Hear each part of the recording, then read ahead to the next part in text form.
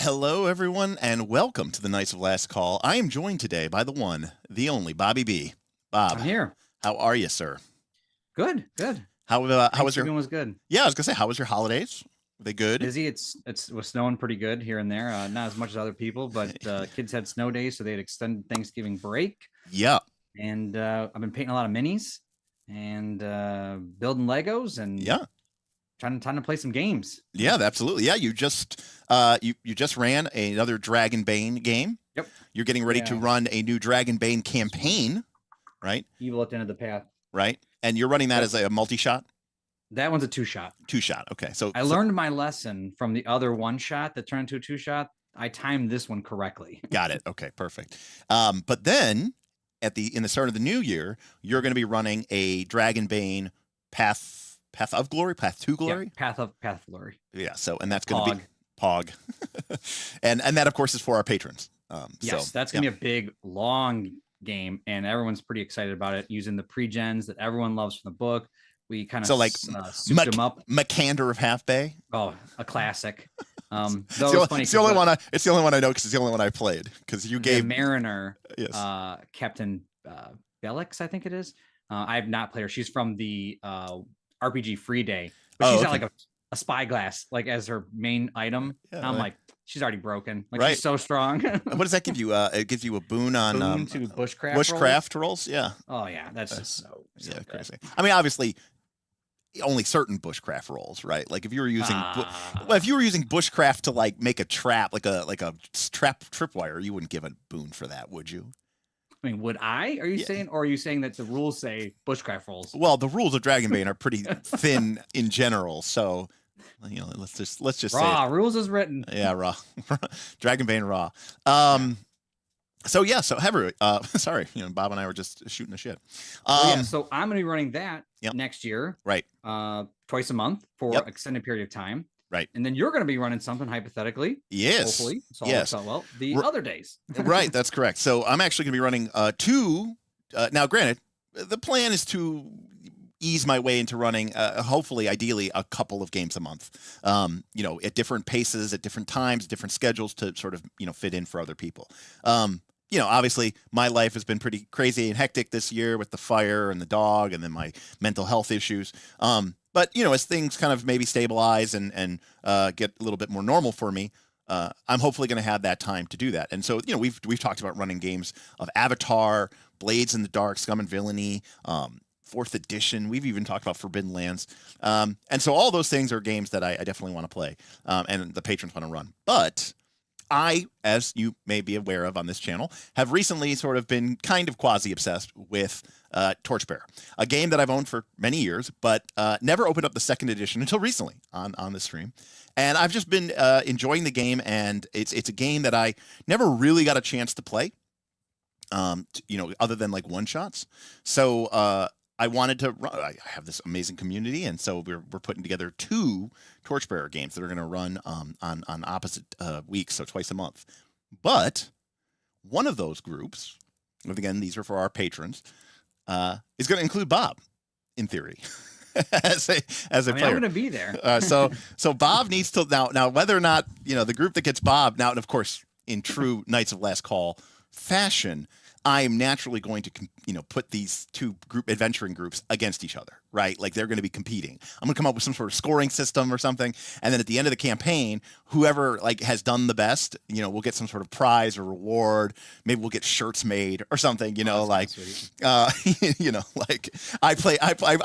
beat Torchbearer, or something. And all I got was this shirt. Or maybe we'll make the Do You Even Burn, Bro shirts. That's pretty sweet. Yeah, so we'll do something for the folks who the party who wins. We want to put a little bit of yeah. So sorry for the party. Sweeten the pot.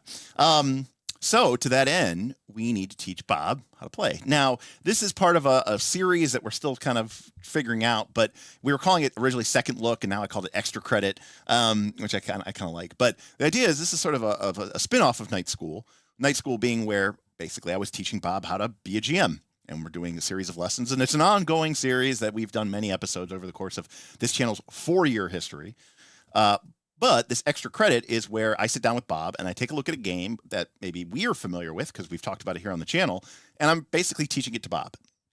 We're going to make a character, answer his questions, and maybe he can be a good proxy for you. If you in chat have questions, we can definitely answer those. So this is more of less of a deep dive and more of a, oh, hey, we got a tip coming in from Luke Duff. Luke Duff tip $10. Torchbearer is the real advanced Dungeons and Dragons. Yes, it is definitely advanced. There are some elements, Luke Duff, though, of thank you, by the way, for that tip. I should also note, as Luke puts in a tip there, that we did reach our top-down camera rig goal thanks to a very generous tip that came in from one of our patrons in the off hours. And as a result of that, with the previous efforts that have been put in by the stream folks, my goal is to get that before the end of the year, and it is December 3rd. So so thank you very much, Erica, for that incredibly generous tip in the holidays, and that goes a long way. And it's one of those things where it's like I just gave away $1,000 in drive-thru-RPG gift certificates to the patrons, so it's like one of those things where it's like, well, I've got this money. I want to do prizes. I want to, give back to the community. I want to do that stuff. And so it's like, well, my stuff will have to wait. And so it's awesome when, other MLMs of the community can come back. In fact, Bob, maybe you could share the story for people who don't know. We did have our grand prize, which was a $500 gift certificate to Amazon or drive-thru-RPG. And it was won by our good friend of the channel, Ryan. And Bob, what did Ryan do? Well, Ryan being Ryan, who owns, I feel like, every game that I see get posted, instantly was like, I'm doing my best Ryan impression. What am I going to do with this $500 gift card? I already own every game I want. But he's so nice. And he's like one of the nicest GMs. He runs games for all sorts of people, try to get around their schedules. He loves being a GM. He's a great player. He then was like, you know what? There was a person that was real close to getting it on the wheel spin. Yeah, the wheel spin. Said, you know what? The pixels got him. I'll give him, I think he said half. Yeah, half. He gave him half. Half. So $250 to the goblins, right? Was there? It was goblins. These are all my other Dragonbane friends. Yeah. So it's pretty. I love. That's the kind of. It's just kind of the best. So nice. The people. Yeah, it's just an incredible sign of just how generous and amazing that this community is. And I know that some of the people that we've talked about here, are not just might say, oh, they're not just generous to me. When we've had community members come up and say, hey, I'm been struck with this sudden medical bill, or we had a problem with the house.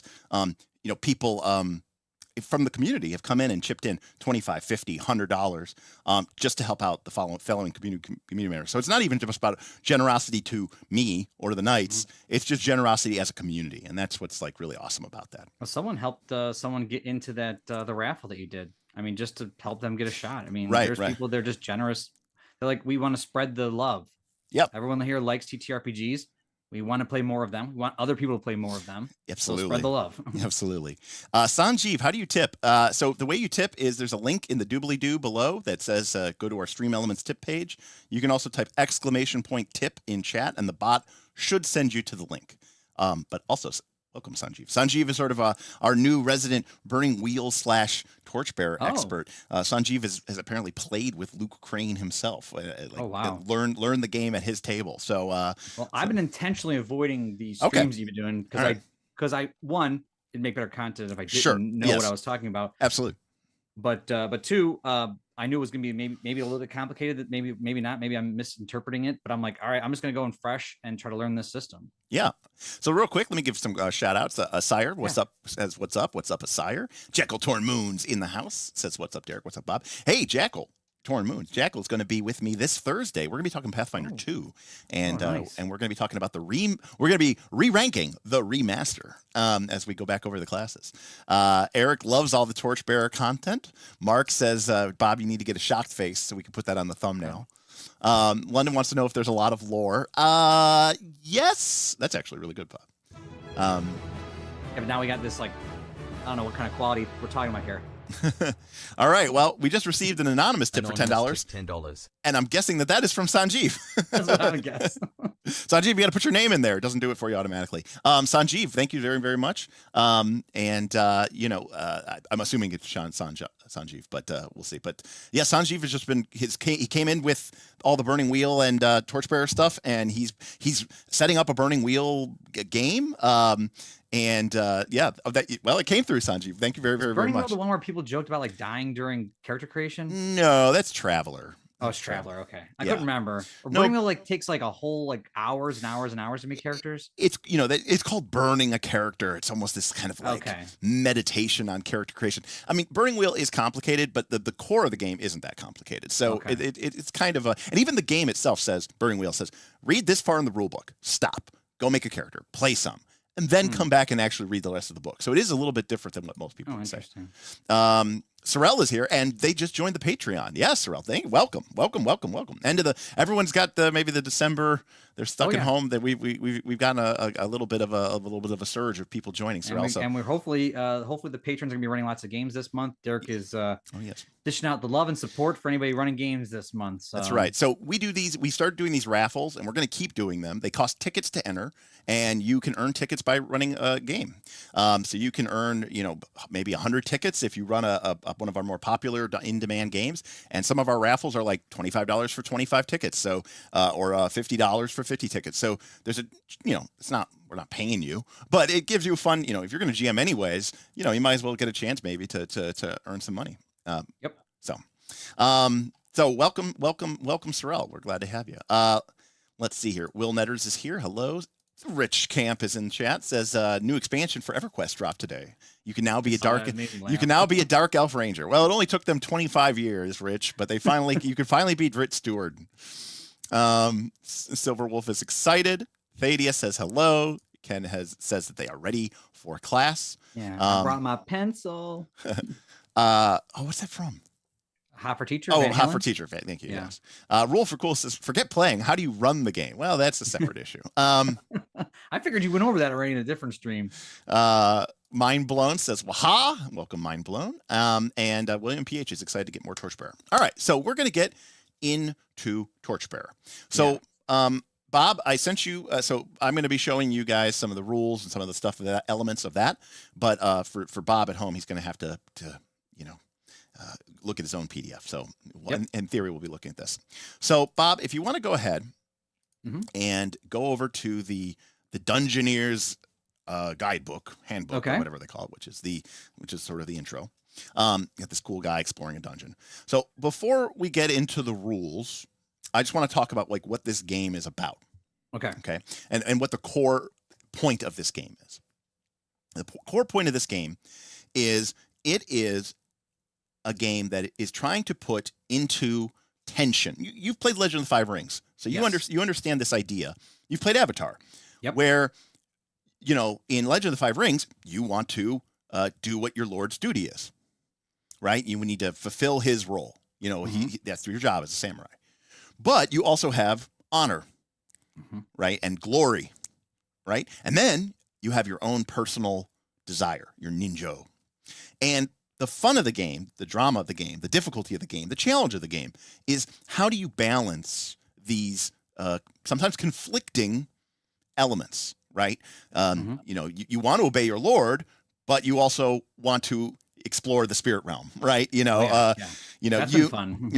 Your lord issues you a command to go into a town and take and hold it, and then when you get there, you see it's not held by soldiers; it's held by peasants, and his orders were rout and kill the enemy. Are you going to kill helpless, defenseless peasants? That was your lord's command. But is that honorable? Would you sully your honor? So there's this really, interesting situation where it's like, how do you, what kind of character you are by the actions that you take in the game.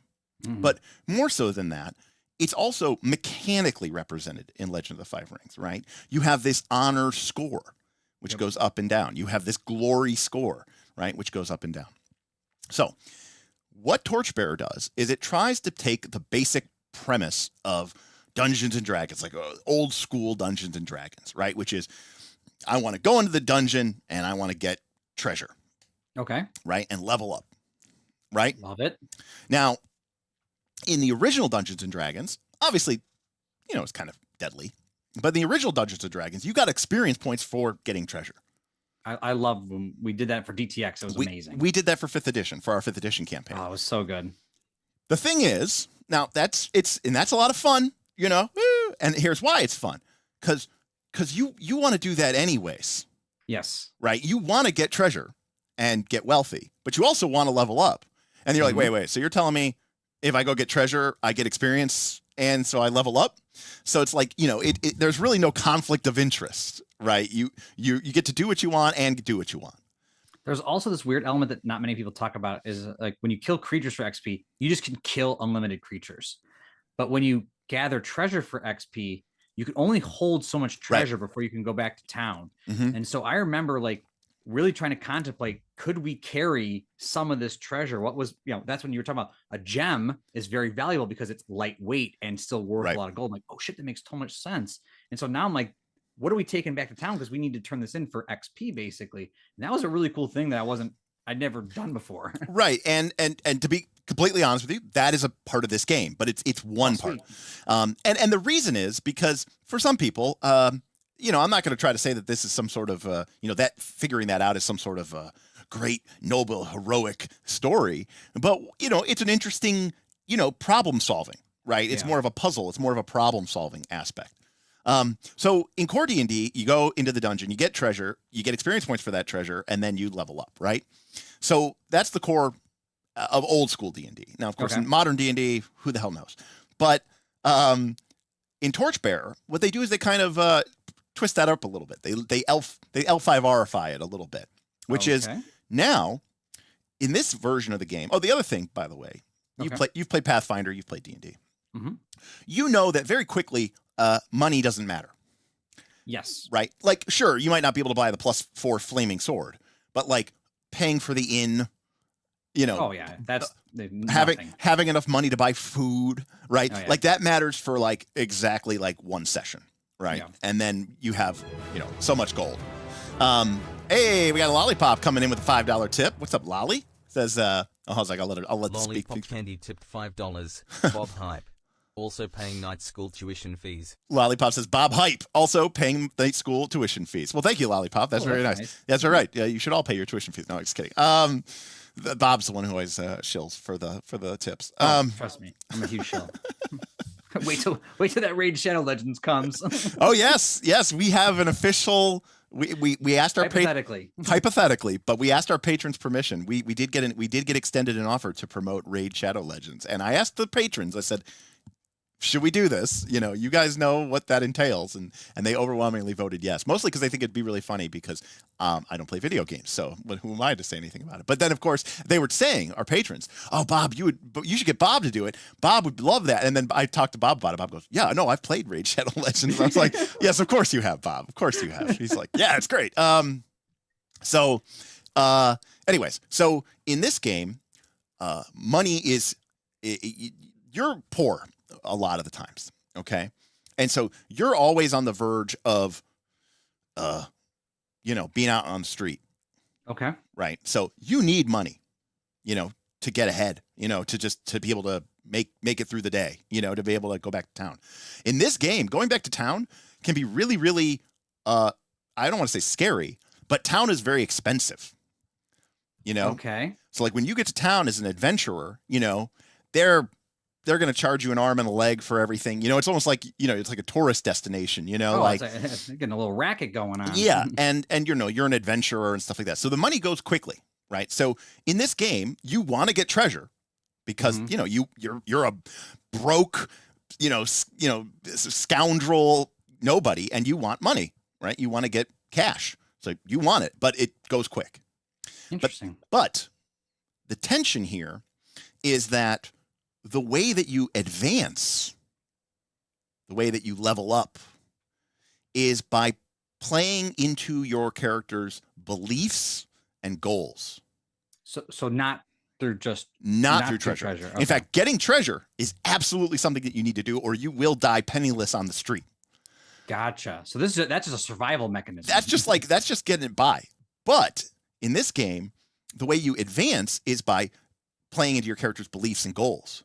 which Okay. you could think of as sort of like in Legend of the Five Rings as being kind of like opposite, right? Because your character may have a belief, like never leave anybody behind, right? And then you have to make a decision. Do I drag out my companion or do I drag out the giant sack of loot? And that has a real cost because you're going to go back to town and maybe like, it's not like D&D where you're like, oh, we didn't get the treasure, no big deal. Like, no, it's like, okay, we're going to go back to the town and be destitute, because I had to drop the sack of treasure to save my buddy. But I was playing. Does gold not scale in this game? Like it does not. Like, okay, good. That's what I was. Yeah. No. I'm like D&D, like when 20th level dungeon, that no just piles of gold. It does not. So in that regard, treasure comes quick, but you need go quick. Okay, that's good. And then the third element, which is kind of more old school, but is that the dungeons itself is very the game itself is very dangerous. London Moonlight with a super chat. That's what I was laughing at. London says $2. I'm on a payment plan. Yeah, London, you've got the FAFSA. You got the you got the Sally Mae loan.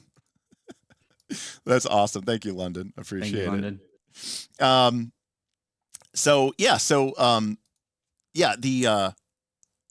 The this game will kind of chew you up and spit you out. And as a result of it, just going adventuring is kind of horrible. Reprieve. It's kind of horrible, right? Oh. Because as bad as the town is, going out into the dungeon, into the wilderness is worse. It's even worse? Yeah. Oh, gosh. Okay. I thought you were going to say it's the fun part. So what you end up having is a triangle of competing elements. One side of the triangle is, I want treasure. On the other side of the triangle is, but I want to make it home alive. And on the third side of the triangle is, but I need to play into my beliefs and my goals and my instincts in order to advance and level up, which I also want to do. Question: you don't all level up together, right? Nope. Individual level up. Oh, individual. Good. I love when those systems are like that. So a character, who's going out, getting a ton of treasure, coming back, surviving, but if they're doing that by ignoring their beliefs and ignoring their goals, then they're not going to level up. Whereas a character who is playing into their beliefs and their goals is going to level up. But sometimes playing into your beliefs and goals is going to really fuck up your ability to get treasure and really fuck up your ability to survive. Interesting. Right? Okay. So there's this interesting tension where you bring in this element of your character sort of personality, their goals, and how that relates to the game. So that's kind of the core tension of the game, which is how do we accomplish these goals? And also, because every character in the party is going to have different beliefs and different goals. I'm not saying that the game is a PvP game, but sometimes people are on a different wavelength.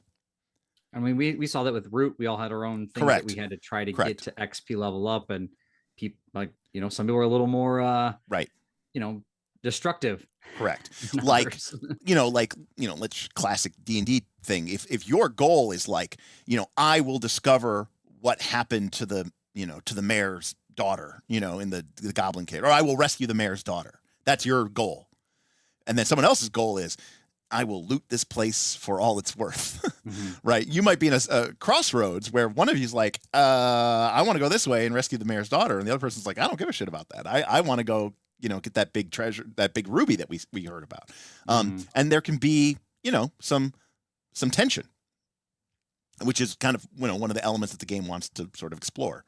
And is do you fight for your beliefs? And this is kind of very similar to that mouse guard game where it's it's not just what you fight, it's what you fight for.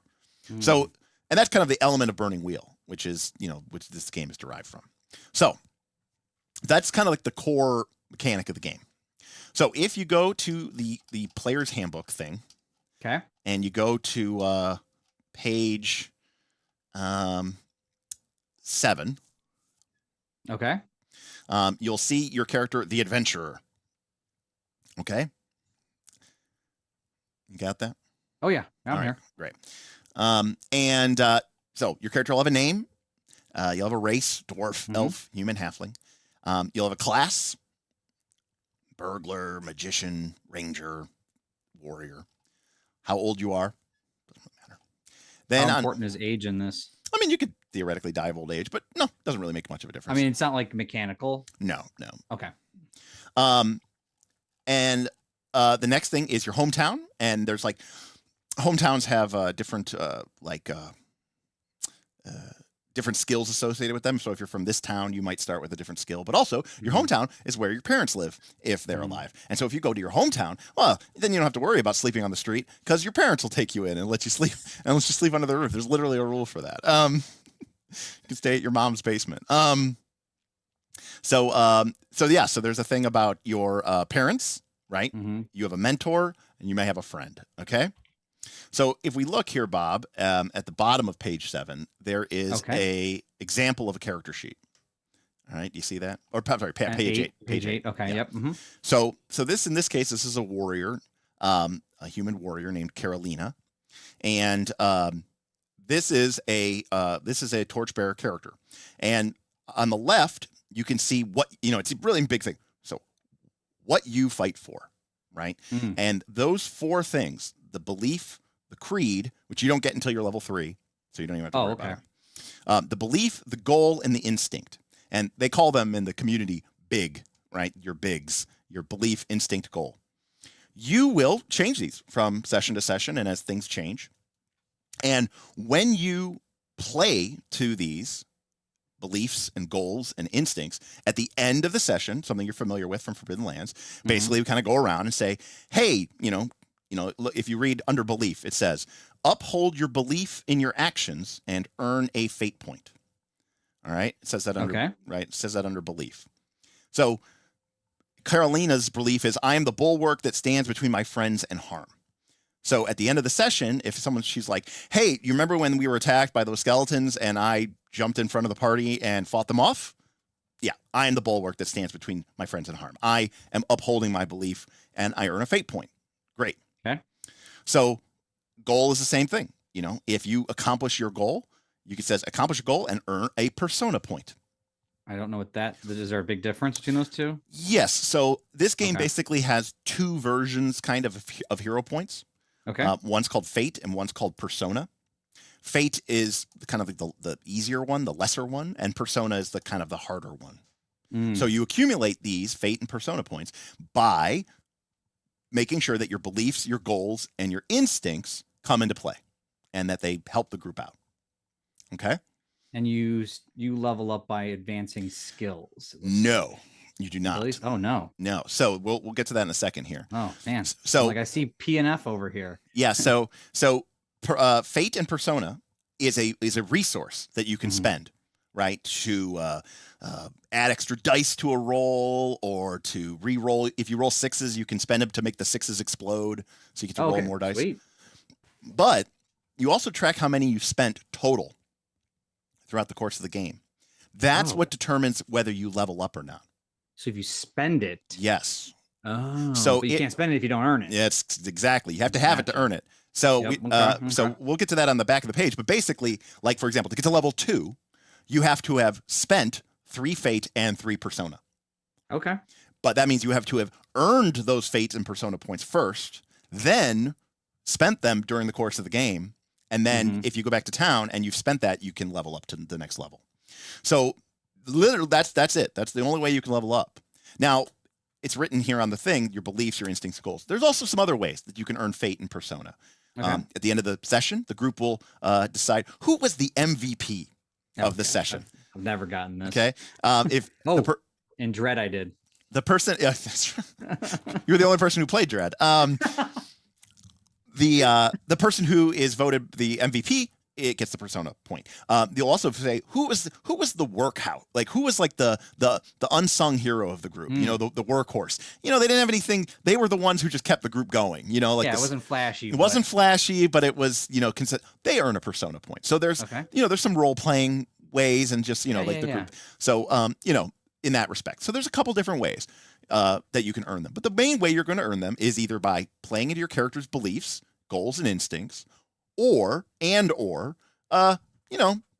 cool with the session and helping everybody out, or doing that big damn moment like, hey, I mean, sure, I didn't succeed, but remember when I jumped off that wall to tackle that ogre and let the group escape? Yeah, well, that didn't end up good for me, but the party got away, so do I get the point? Yeah, you get the point. So fate and persona are a currency that you can spend to kind of do some more powerful stuff, but they also are how you level up. Okay. So that's leveling up. All right. Now, when you level up, it's like Dragonbane in a way. You don't get, there's no more, this game doesn't even have hit points. There's nothing like that. So when you level, so the only thing you get when you level up is just a new ability. Okay. That depends on what your class is. And the level goes all the way to 10. All right. Now, you mentioned skills. So let's talk about skills. Yes. This is how everything in the game is either an ability or a skill. Okay. Okay. At the top, you have 6 abilities. Well, 5. You have will and health. Will is sort of like your whiz charisma. Okay. Health is sort of like your strength, dex, con. All right. Okay. When you make a will skill check, you would roll as many d6s as you have a rating in your will. Okay. A 4, 5, or a 6 on a d6 is a success. Okay. A 1, 2, 50-50. Could be a coin. You could roll coins if you wanted to. So the d6. Well, no, you couldn't, because 6s you can spend a fate point to make them explode. So gotcha. But and in this game there's a DC. It's called ob for obstacle. So you might say, oh, you want to climb, or you want to solve this riddle or something like that. Okay, that's a will check, and the obstacle value, or the ob, is 2. So I need 2 successes. You need 2 successes. Boom. Okay. Easy peasy. All right. Now, you also have skills, and we'll get to the other abilities here in a second. If you have a skill that applies, you have to use the skill. Just so But in this game, skills work the same way. If you have 2 ranks in commander or 4 ranks in fighter, then when you go to fight something, you roll 4 dice. Does it ever combine? What do you mean? No. Nope. Okay. No. So, it's a health and fighter skill. Okay. Nope. It's just one or the other. Okay. Now, if we look down at fighter, or we look at any of the skills, and we look at will, and we look at health, you will see next to it a bunch of P's and F's. Mm-hmm. Every time, let's go to commander as an example, or pick a skill that Carolina has. I don't know. This weird one's called mentor. Okay, mentor. Yes. So mentor, it actually allows you to train other people in your party. That's kind of cool. So in the way this game if you look right underneath mentor on your character sheet, a lot of stuff on this game is on the character sheet. Oh, it's pass fail. Pass fails. And then you see next to it, it says advancement requires passed tests equal to your current rating and failed tests equal to 1 less than your rating. So what that means for mentor is if you get 2 passes and 1 fail, you erase all those bubbles and your mentor becomes 3. So that's weird. So you have to fail? Yes, because if you're not trying stuff that's difficult, how are you ever going to get better? Right. So if you, I get that concept, but it's weird to think about. Like, let me put it this way. Imagine that hunter at 4 means you get to fail. You said half, or 1 less. One less. So 3 times I got to fail. 3 times you have to fail. 4 times you have to pass. Sucks. Yeah. Well, self-defeating. So you're starting to get a little bit of a taste for why this game is very mechanically complex, because there may be situations where you're to the party and you're like, hey guys, let me make this check. And I'm going to tank myself so that I fail, because I need a failure so that I can. Oh my gosh, people do that in Dragonbane sometimes too. They're like, I'll do the check. Maybe I'll get a 1 or something like right. that. I'm like, well, when people do that in Dragonbane, I'm like, you guys are fishing for a 1. It's crazy. That's 5%. But in this game, that's not completely stupid. No, but it is a tad meta, which is kind of weird. The game wants you to be a little meta, because this is a game that wants you to play it, and the storytelling and all the other stuff comes out as a result of that, right? Okay, so it throws a little PBTA there when it tries to get you to fail because something interesting might happen. So for example, like there's a situation where you're in this area and there's legend of this thing, and you're like, guys, the legend of the great white moose. I don't, and you're like, guys, I think I want to go hunt it, and they're like, there's no way you're going to succeed. You're like, oh, I know, but I need that failure. And this will be sweet, like it'll be funny, so. And I don't know if me and Smith could play this game. He might get angry at me for some stupid shit I do. but this is one of the things that that is unique about this game that some people don't like, which is that sometimes you want to fail. That's interesting. And some, and there's different ways. Like, sometimes, and like another example, might be that like there might be, you guys have to go hunt, and you're like, and without getting too fine into it yet, the way the party shares turns in this game, so it's not like you get an action and Smith gets an action and Tim gets an action. Mm-hmm. When one of you takes an action, that's what the party did for the turn, even though it's just one person. Every 4 turns that the party takes an action, every time the 4 total actions are happening, the grind occurs. And when I remember you talking about this grind, but let me just go back real quick. Yeah. We each get one during that turn, or we just pick one of us? Yes, it is a discussion. Wow. It is a discussion. Well, so you're like, who is taking the action this turn? Now, you could say, well, I want to do this, and I want to do this, and I want to do this. Okay, you can do that, but that's going to take 3 turns. Yeah. And then, your torches will burn out, and your conditions will start distracting. So that is interesting. So there might be a situation where the group is deciding what to do, and they're like, oh, well, we need food. And you're like, okay, let's go send Bob's Carolina character. She's a hunter 4. And then this other person's like, hey, my hunter is lower, but can I make the check? Because I need a pass to level up, and it'd be cool to have another person with level up, and maybe some people can help me, but I want to be the one who does it because I want the pass, because I want to go from 2 to 3. Mm-hmm. Right, so there's kind of like a little bit of a meta of exploring, and there's a lot of going back and forth with your party members, right? Because you kind of need permission. And it sounds like every action is really important. It is. Not that everyone's like, yeah, I get you're going to do that and you'll do that, and it seems kind of like as long as I got to do what I wanted to do, it's not that big a deal. Now you're like, if you need to do that because that's the most important action this turn, right? Like that's very interesting. So there's a lot of, I don't want to call it politicking, but there's a lot of like what do we need this turn? Like, what do we need to do? Like, how are we doing for resources? Are we near the treasure? Does someone have a belief or an instinct or a goal? And you want to embody your character, and you want to sort of fight for your character's progression and abilities as well. Mm-hmm. So the skills in this game are diegetic in that way. Okay. So in other words, when you use them, right, and you demonstrate your proficiency by passing a bunch, and you also show that you are working on challenging stuff by failing, you'll eventually level up. And am I reading this right? You can't get higher than 6? That is correct. Okay. Oh, actually, no. You can get to 7, I think, because if your rating was 6, you would fill in. You have to get 6 bubbles of success, and 5 bubbles of fail, and then you go to 7. I think 7 is the that's like the max. I'm maxed out. Okay. Correct. Now you're saying the grind. Now, I thought I remember you talking about this. Yeah, real quick. I just want to think of something. But this game is kind of forgiving in that way, which you'll see next to every skill. There is a column called BL, which stands for Beginner's Luck. Okay. All right. And what Beginner's Luck is, if you don't have that skill, you can still roll it. You just use Beginner's Luck, which is half of either will or health. Oh, okay. So, for example, let's say your character wanted to cook. She doesn't have cook. So you can see that it's a will skill, W. Your will is 4. Yep. So you'd pick up 2 dice and you'd roll 2 dice. But here's what's even cooler. You see that thing called nature on your sheet? Yes. When you do a skill that you do not have, so if you went and did cook, okay, what we would do is we would come in here to cook, okay, and you would put a what is going on? Oh, I opened it up in the wrong thing. Did I do that wrong? Hold on a sec. Yes, I did. Okay, here we go.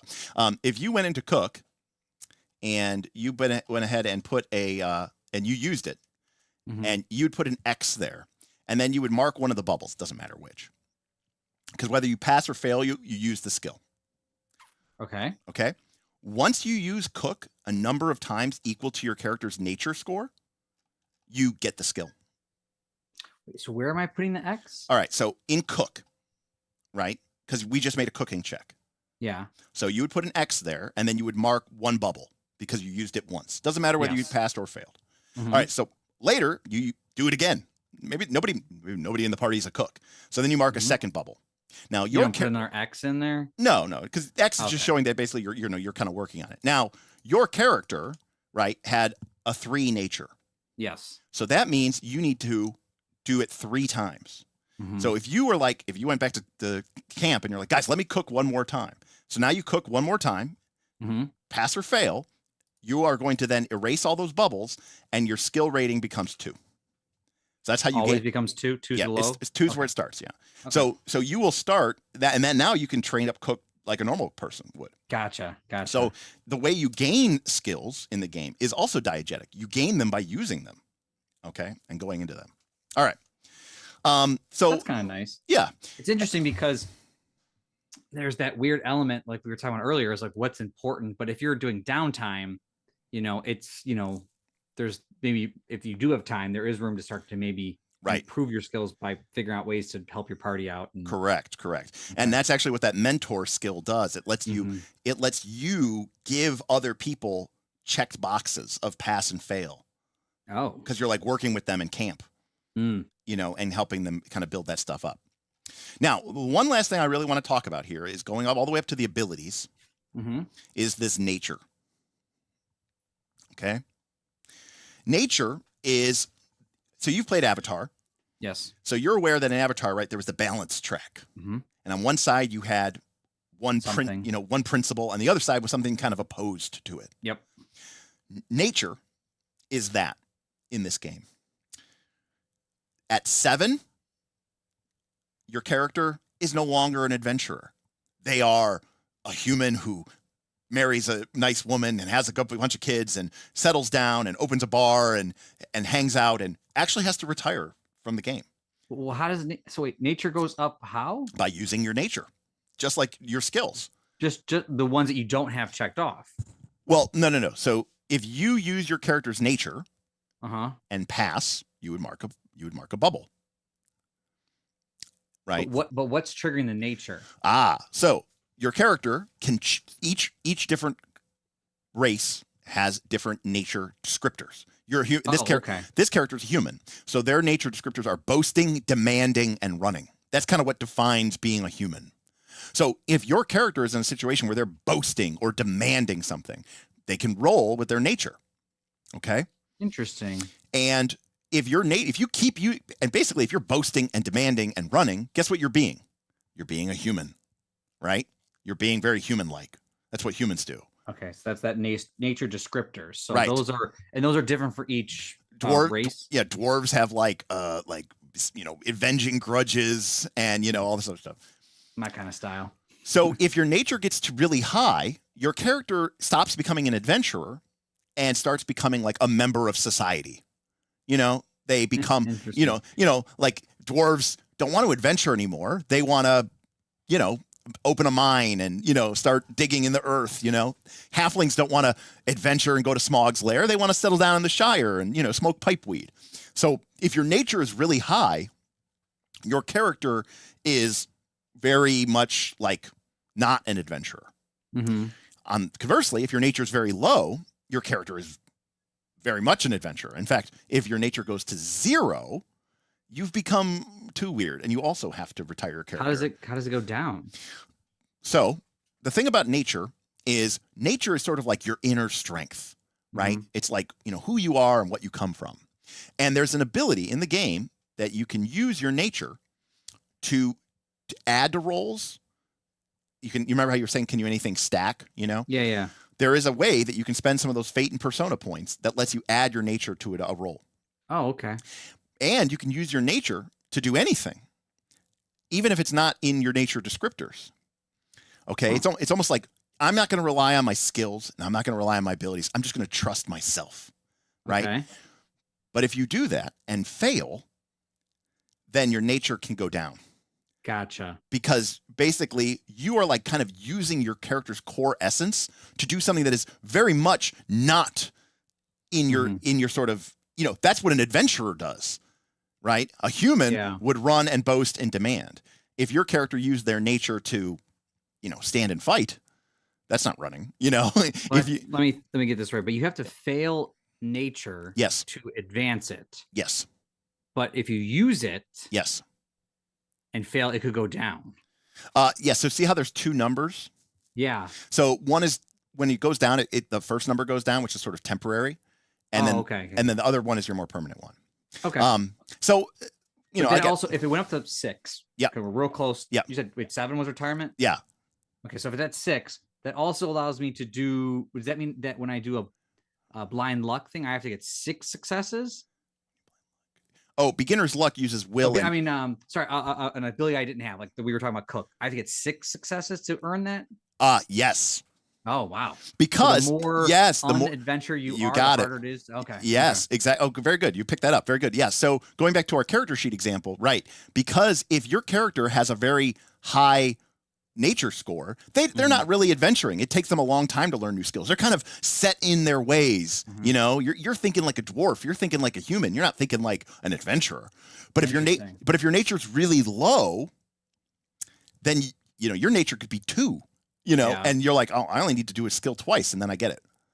Yeah, but that's a kind of interesting mechanic. That's kind of cool. Yeah. So, and of course, obviously, though, if your character's nature is very high, you know, you could think of it as your character has like a lot of depth, and you know, they have their strength of community, the strength of their people with them. Your nature score is very high. You can use it to get some really big dice rolls.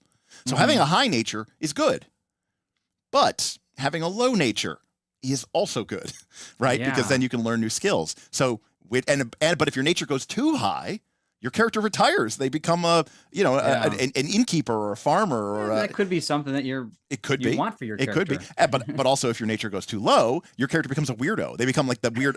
They become like you also have to retire. You become like a hermit who lives in the woods. So interesting. You know, that's an interesting. You took it too far. You know, yeah. Like because in this society, right, adventurers aren't normal people. You know, they're not heroes, right? You know, normal good people pick up a plow, pick up a hoe, you know, and till the earth. You know, what do dwarves do? They don't go adventuring. They mine, they craft. You know, they stay with their community. They don't go wander. Yeah, you're already sort of weird by you're kind of already weird, right? The thing is, you could take it too far, and you know, and now you become like an actual outcast. You become like an actual hermit. That's crazy. Yeah. So, you know, and it's kind of like in Avatar, where if your character pushes their character too far on the balance track, you lose your balance, right? And you have this like big character shift moment. It's kind of the same thing in this game. So your nature score is a resource that sort of represents like how adventuresome am I feeling. And you're absolutely right, Bob. It could totally be you know, you don't have to do this, but like maybe your thing is like more and more my dwarf has been, you know, getting caught up in the plight of the dwarven people, and his nature is building because he's doing all this avenging, grudging, and going to war against the orc king. And then he decides, he goes, you kind of decide as a character, yeah, I'm going to try to take my nature to 7, and I want to like start a new dwarf settlement and be like, you know, mayor of Dwarf City. From Rise of the Rune Lords always had the dream of retiring and opening up his own bar. And opening up his own bar. So that in that case, right, that's a very dwarven thing to do. I'm going to brew ale and serve. Yep. So he was an alchemist. Right. And so that would sort of represent your character getting to nature 7. Yeah, right? I kind of like the idea of you could do that, or if it does happen, I guess by mistake or whatever, right. It sort of has a that's just that's what happens. But again, it's not something that's going to happen without your consent, because if you have to use it. If you have to use it, and if your nature score started getting higher and higher, you could start to be like, okay, I'm going to start using my nature to do stuff that is not in my nature, right? Because that's going to eventually I'm going to fail, and it's going to lower my nature and start taking it down. So you know, it is kind of a decision. But again, having a high nature, this is, by the way, just like in Avatar. In Avatar, when your character is pushed to one side or the other, it actually gives you a significant bonus to do things that are aligned with that unbalanced principle. But it makes you prone to sort of being, you know, knocked off your balance. So nature is a very interesting concept, and again, it can sort of change, you know, how your character does it. So Anand says, meanwhile, D&D wants you to play the dwarfiest dwarf that ever dwarfed. And Anand, you could totally play your dwarf like that, but if you play your dwarf too much like that, your character will stop and retire. All right. So the other thing that is on the front of the sheet, Bob, is the last section. There's 2 more sections. There's 3 more sections. All right. Conditions. Okay. This is the game's hit points. Okay. So not health. Not health. It's these are the conditions. Fresh. Poorly worded. Right. So fresh. Fresh is the only good one. All right. What do you mean only good one? Oh, you mean you have it that's good. Yes. Okay. You get +1 dice to all your tests. Once you gain another condition, you lose fresh. Gotcha. And it's a real pain in the ass to get back. All right. The conditions can come as a result of failing tests or of conflicts that didn't necessarily go your way. Okay. And so, for example, I'll give you kind of an example of how a skill might work in this game. One option, when you fail a check, the GM has two options. They can either introduce a twist and say, you failed, but here's this new obstacle. The situation always changes in Torchbearer. You can never say, you failed, and what do you do now? Right? Like, that's not an option. If the PC fails a dice roll, the GM can say, I'm going to introduce a twist. Think of it as a wandering monster or a unforeseen event. It's a new set of challenges, because in this game, you can only attempt to do one thing once. So, for example, if you tried to pick the lock on a door and failed, no one else. Pick lock test? No one else in the party can try to pick that door's lock, right? But the GM would never say, all right, well, you failed to pick the lock. What do you do now? No, the GM would say, well, you failed to pick the lock, and that's when you notice the sound of the troll coming down the corridor. What do you do? Right? The situation always changes. Maybe not for the better, right? Yeah. Maybe not for the better, but it's a new situation. Sometimes, by the way, you might even think you succeeded, but it really is bad for you. You open up the door, and that's what was keeping the that's very PBTA. So I'm kind of used to that. Yeah. The other option that the GM now one of the things that I really like about this system is hey, we had a super chat from Silverwolf. Oh, nice. Silverwolf says, I love this. It's so different from most games I've run. Yes, that is a very accurate statement, Silverwolf. Thank you for the £5. It's deceptively very much like a normal game, but it has these very subtle things which are easy to miss. And if you don't understand them, or at least kind of start to play to them, because another thing about this game, they tell you you're not gonna figure it all out. It's a pretty simple game, but you'll play it for 1 or 2 or 3 or 4, and you go, oh, like Bob, you're showing your gamer skill here. You immediately caught on the idea. Wait, so if my nature's really high, does that mean I need way more skills checks to get a new skill? That's something that, like, you don't necessarily explicitly explain to the player. They don't need to know that to play the game. But it's one of those things where they start figuring out, like, wait, so if my nature score was 2 or 1, would I just, like, get skills immediately? And you're like, yeah, basically. And you're like, yeah, oh, that's kind of sweet. So you can start thinking. Something clicked, I swear, in the last year after PF2 and I started playing all these different games, something clicked, and now I can read these sheets better. I don't know what's going on.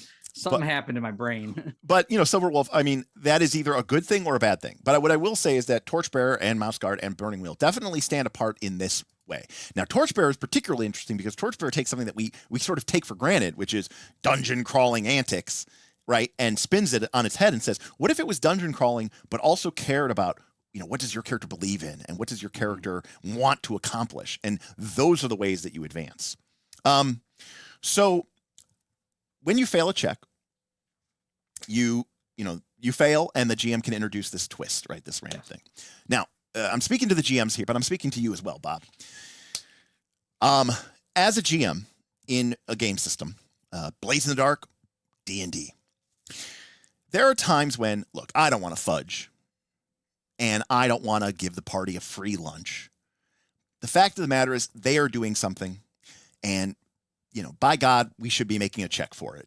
It's risky, it's dangerous. We should absolutely. Also, somebody took that skill. I want them to feel like that skill's important. I really want them to make this check.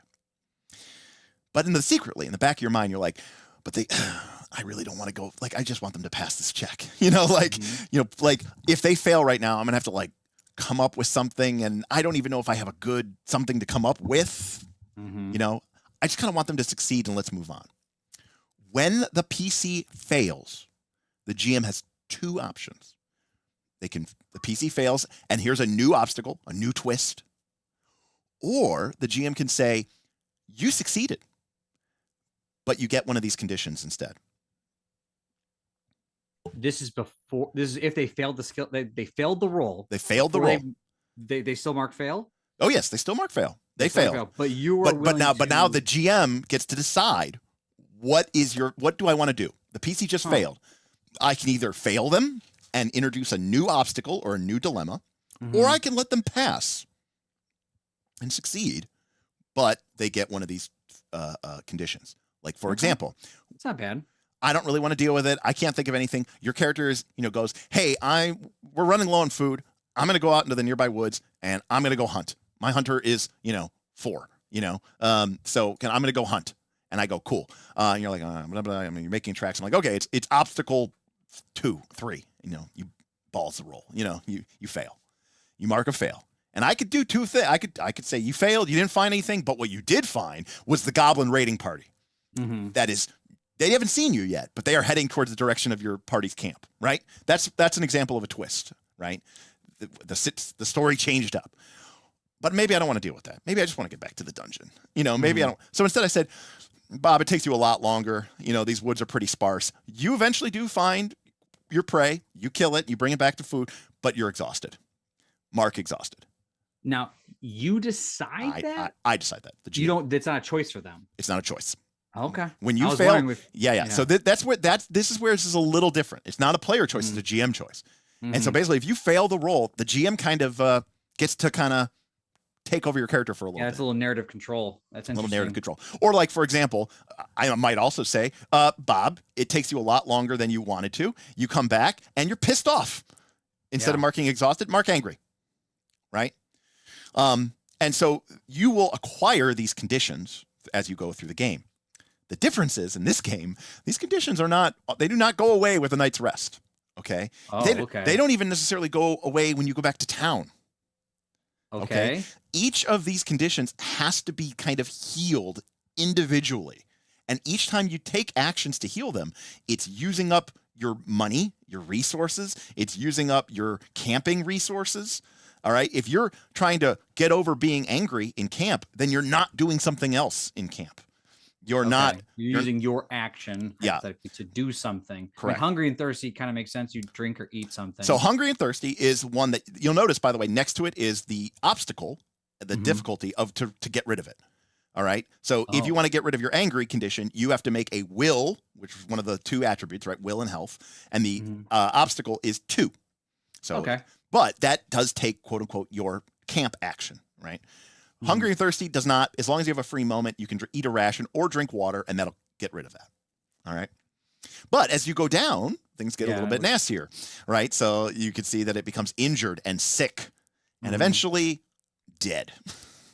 I assume dead is when you check them all, or? Dead is when either if your character is, so you can only die in this game if all of them are checked, okay, and the grind advances, then you mark dead. You literally just fall down dead in the middle of your adventure. You've just been so worn out. Additionally, if your character is injured, then if you are doing something that has the risk of physical danger, the GM can tell you before you roll, hey, if you fail this, I'm putting death on the line. Oh man. Okay. So this is where this game is a little weird. So let me give you an example of this. Okay. You're in a dungeon. Okay, and there's an ancient temple, and the middle of the floor has collapsed into a crevasse that goes down hundreds of feet to a dark, raging river below, but hundreds of feet. Okay, and it's a good gap, right? And your character doesn't have any conditions marked, right? And your character says, I'm going to take a running leap and I'm going to try to jump over this. And I say, cool, make a health check. Okay. Right. I can't kill you because I have no injuries. Because you don't have an injury. Okay. So even if your character fails, you can't die in this situation. That's interesting. Okay. Yeah, that's weird. And so like I might say you succeed, okay, but you're afraid, like like you were hanging on to by a bare edge, or maybe you got as you flung yourself over, whatever. But I can't kill you. Okay, that's interesting. Now, if your do character, people feel like they're invincible when they have nothing on there? Maybe a little bit. Okay. But if you had the injured box, if you had the injured condition, and you were going to do that same exact check, and if I wanted to, I could be like, "Hey, Bob, just to let you know, because I do need to let you know ahead of time, death is on the line here, and if you fail, death, you miss the jump, and you're going to fall to your death." And then you can decide, well, maybe I'll walk that back a little bit. But the same thing's true with sick. So sick is sort of like for will stuff. right? Or like, if your character is sick and you get, for example, you get exposed to lethal poison gas. If your character is not sick, I can't kill you with that. But if your character was sick and I exposed you to lethal poison gas, then I could tell you, by the way, this could kill you. That part, I guess, makes a little bit of sense. But I mean, it's weird if there was like a deadly trap. The way to think of it is axe cutting your head off. You'd be like, you weren't injured. The way to think about this in D&D terms is, if you have 85 hit points, is anything going to kill you? Maybe another adventure. No, but I mean, like in one go. Not usually. No. If your character has a bunch of injured and exhausted and stuff marked, it's like your character's down to like 10 hit points, Yeah. It's like I get that. And so now it's just weird because you can't, it's like a deadly trap is not deadly if you're not injured. Correct. So that's a little weird. It is. Yes. But again, that's kind of one of the unique sort of but I'm guessing these conditions pop up enough that puts you in a scary situation yes. more often than not. Yes. Okay. One of the quotes I've heard people say is, in Torchbearer, you'll wish you were dead. All right. You briefly touched on it again, but I forgot the grind thing. Yeah. So the way the grind works is every time the party as a whole takes 4 actions, right? So Bob, you take an action. Bob, you take a second action. Tim takes an action. George takes an action. Okay, that's been 4 actions. The grind occurs. And when the grind occurs, you mark, there's there's an order. You mark the next condition that you don't have marked. Starting at the first one, hungry and thirsty. It starts at hungry and thirsty, but it actually goes in a different order than what's on the sheet. Oh, that's kind of annoying. It specifically says it to keep you on your toes and to not make you to kind of test your might, test your will. Okie dokie. The other thing is the order on the sheet is called the recovery order. In other words, in order to recover from these, you have to recover them from the top down. So if your character's hungry and thirsty, you cannot recover from anything. Oh, okay. Yeah. Okay. Nice. Okay. Yeah. So that makes sense. If your character's pissed off and hungry, you have to have a Snickers before you can cure your angry, right? We learned that from the commercial. That's right. So another way to think of it is, if you run out of food and water, you are fucked. Yeah. Because you can't recover from your conditions. Yeah. So your character, let's say your character had almost all of these conditions marked. You would have to recover hungry and thirsty first, then angry, then afraid, then exhausted, then injured, then sick. But the way that the grind gives you conditions doesn't go in that order. So for example, the last one that is the grind gives you, besides dead. So your character is hungry, thirsty, you're angry, you're exhausted, you're injured, sick. The last thing it gives you, right before your character is like alone in the dark, is afraid. Interesting. And then the next one would kill you. Wow. So,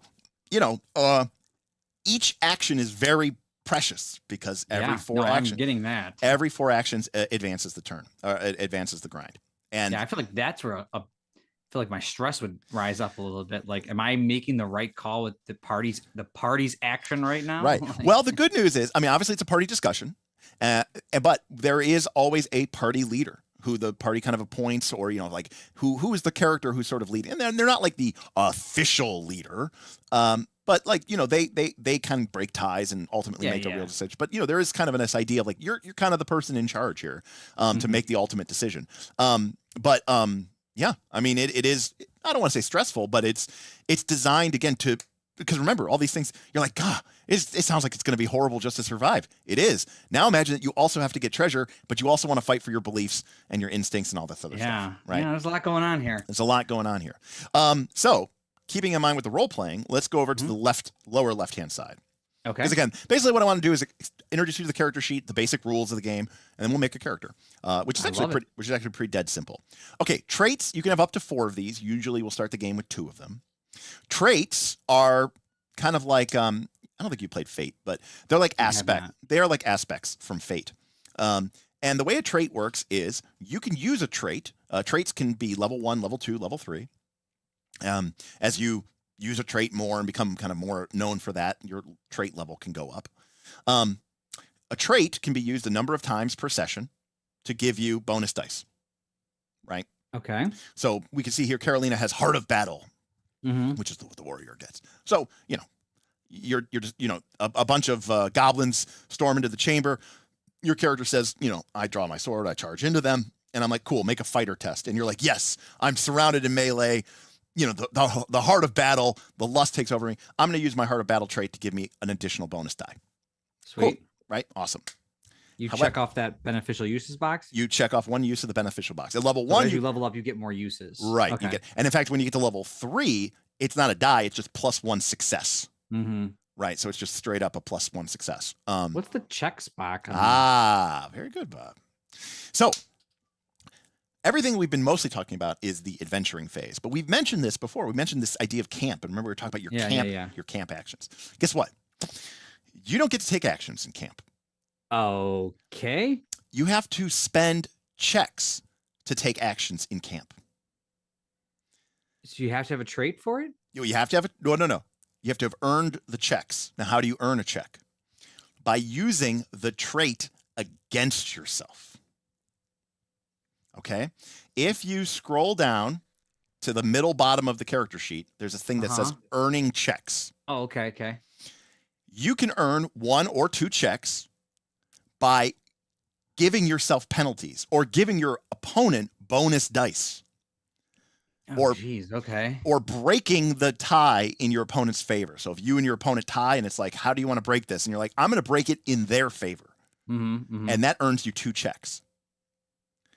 So, for example, now hold on a second. Yeah. I'm just trying to think about this. Yeah. So you earn a check. Yes. So then you just put a check. You would fill in this little check circle.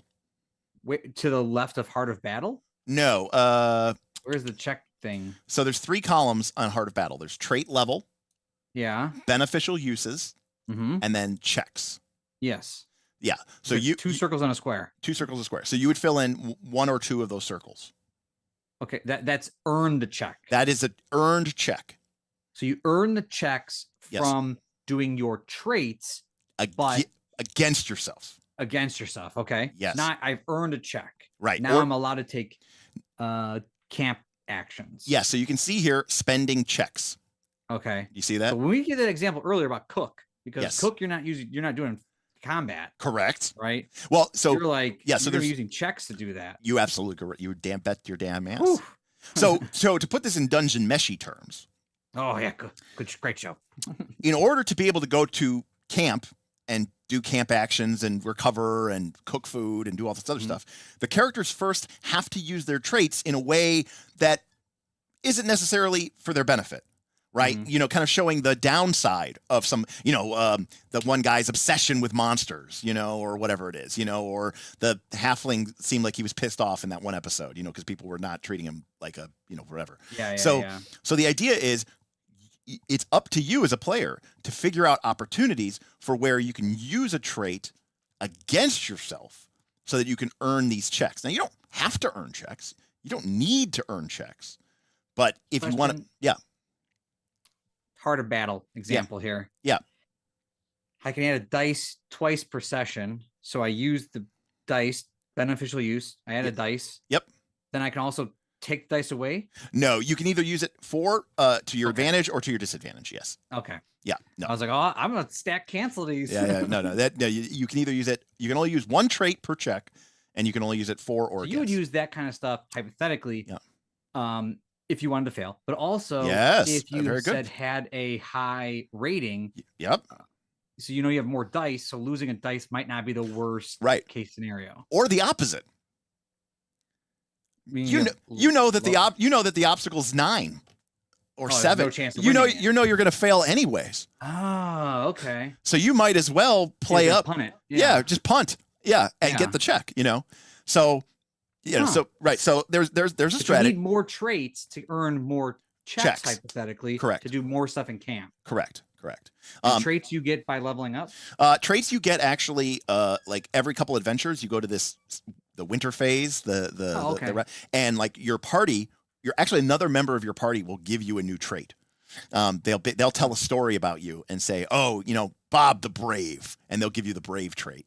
But you can also get them through other elements of the game. Are these pre-designed things from Yeah, they have a list, or but they don't mechanically do anything. So it's Gotcha. it's up to you guys to decide it. Because But it looks like they're all relatively the same. The trait level doesn't change.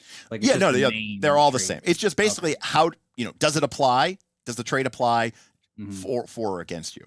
Okay. And so the idea here is by maybe hurting yourself mechanically, but also in the fiction, right? Like, why would you be getting a penalty to your Heart of Battle? It's like, oh yeah, my character, they lose sight of something, you know what I mean? Or like, imagine, you can get creative with it. Like, the group is like, you're like, guys, I need to check here, and you're like, okay, we need to negotiate with the kobolds to get through their territory without them bothering us. And like, the group is discussing, and they're like, well, we kind of want to fight these guys, but let's talk to them. Let's have Carolina talk to them. Her orator, her persuader is terrible. Then she can use Heart of Battle against herself and basically be like, she's going to be talking to them, trying to convince them, but the whole while she's just going to be like grabbing her sword and like, like basically being like, but of course, if you don't listen to us, I mean, we could always just kill you and everybody, you believe in, because she's got that warrior urge. And then suddenly you fail, which is, what you wanted to do. And you get your check, which is great, because now that means when your group goes into camp, right, you'll have this, because everybody should be earning checks. Yeah. You can even share them in camp with your party members. So like if one person share them, like so let's say you, Bob, earned 2 checks from Heart of Battle and 1 check from Defender. So you've got 3 checks stored up. When the party goes to camp, you're not actually allowed to take 2 camp actions in a row. So unless somebody else has a camp action, you'd have to like donate 1 to them. Oh, okay. But if somebody's like, I really need to get rid of this condition, you can be like, yeah, totally. I'll give you one of my checks. Okay, it's not like it's free. You just get rid of it. Yep, it's just free. You can just hand it out. So, so to that end, now. Does it make weird? There is just this whole idea that I'm struggling with. Sorrel with a $5 super chat says, "Very interesting. Just purchased it." Yeah. It's a pretty great deal. You get for the core PDFs, you get 2 big books with it. And so it's a really really good deal. So I'm not saying it's not weird. It is weird. But it's got some very interesting things here. It's just what's interesting there. It's like this. It's just I guess like you said, you got to play a couple to get in this rhythm, because it's hard to wrap my head around. We have an important choice. We only get 1 action here. I think I should go in and balls this roll so that I can earn a check and maybe some advancement in my skills. By the way, you could go in. You could go in, balls the roll, fail it, earn a check. Yep. And as a GM, I could say, you succeed. That's right. And you get but you get a condition. Yeah. And I also might advance one of my skills. And you might advance one of your skills. Yeah. And that to me is like so, because usually you do that like selfishly. Like it's like, well, we all have a turn. So I know what I'm going to do. I'm going to balls this roll. I'm going to earn willpower by going fishing right now. Yeah, you got it. And I'm going to fail at it. Exactly. Yeah, you're used to that from Forbidden Lands, right? Where you kind of like, I kind of want to fail this because I will get a bunch of willpower. It's kind of the same idea. But it's weird to say this is the action for us. Correct. So like it's like other people have to agree to this idea. Correct. That we are going to do right now. Right. And I'll give you a great example. There's kind of an idea generally that even if only one person takes the check, but if you have the right skills, you can help other people. Obviously, someone's cooking and you have cook, you can help them cook. So there's an advantage to having people all have the same skills. Gotcha. Because you can help very easily. The problem, and so when someone helps you, they give you a bonus die, right, to roll. So you get 1 extra die for every person who helps, right? So, you're doing the thing. I'm going to help you. Right? Tim's going to help you. So you get a bunch of bonus dice. The problem is that if you help somebody and they fail the roll and the GM applies success with a condition, you all get a condition. But is other than that, like helping free? Like, it's free. Just like I'm helping. Okay. Yeah, as long as it makes sense in the fiction and you have the right skill. Yeah, But the key thing here is you might be like, guys, I don't think I'm going to pass this. It doesn't make sense for 3 or 4 of us to get a condition because each condition is so hard to. Each condition to heal it in camp takes a check, and we might not succeed at the check. So you're like, it's kind of like you can't just say, oh, everybody helps all the time. Because if you do that, before it was a situation where, as a GM, I might go, yeah, Bob, you pass, you fail, but you succeed, and I'm going to give you a condition. And the party goes, yeah, that was kind of worth it. Bob picked up a condition, which we'll have to deal with at some point, but we got success. We got through the door. We got through the lock. But if everybody helped, then we still got through the door. the GM gave us, but now all like 3 or 4 of us have a condition.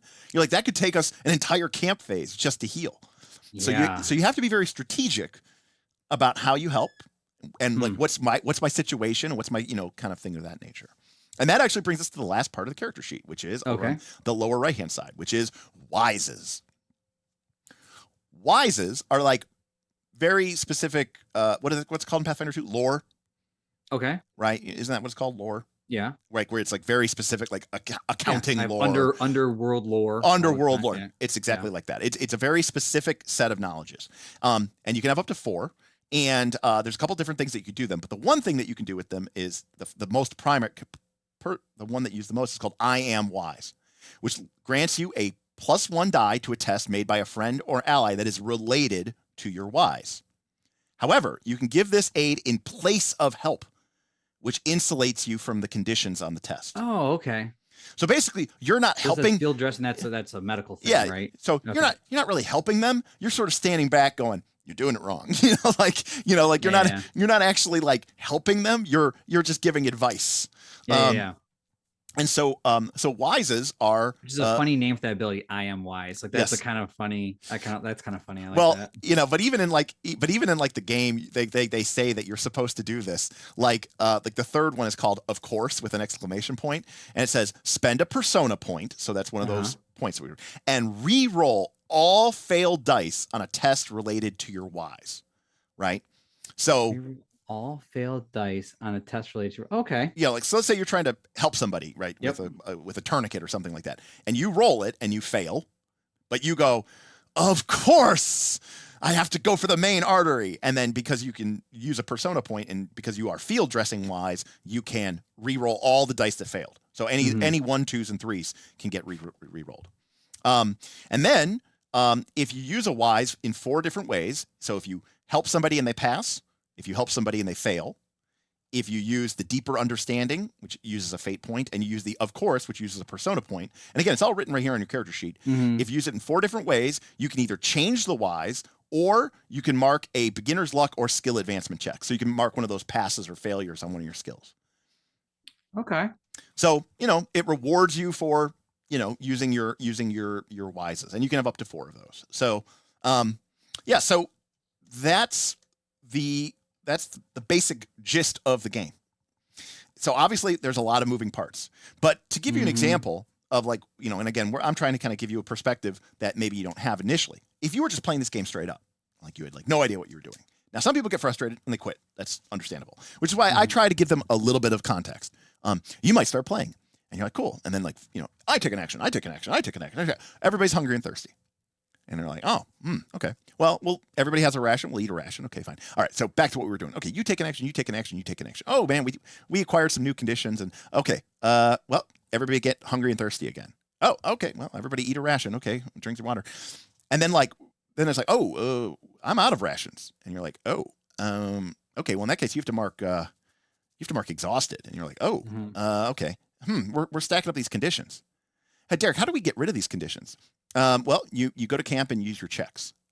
I don't have any checks, and you're like, oh, okay, we should probably get some of these checks. You know what I mean? Like you're supposed to kind of learn by failure. You know what I mean? Like, and sort of get beat up and sort of realize, oh, and the game system is full of these little, kind of micro strategies, like we've been talking about, where it's like, okay, I know that I'm going to crush this test anyways, so I'll take the penalty because it won't really matter, and it's like me earning a free check. If you can do that, great, and that way we can bank those for later, and sort of strategize around that.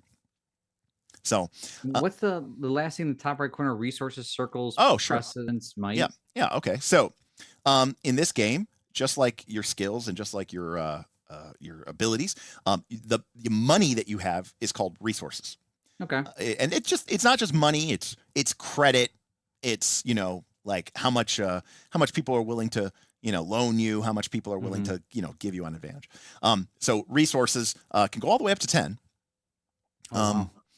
Circles is basically your social circles. Like okay. how many people do you know? How popular are you? So another way to think of it is like if resources got to 10, you kind of beat the game because your character is actually wealthy. You just have a ton of money. If circles gets to 10, I don't know, you've been elected mayor. Like they make you their king. You're just the most popular. Yeah, you're person. the most influence. Okay, might and precedence are a term that the game uses to sort of indicate how powerful something is.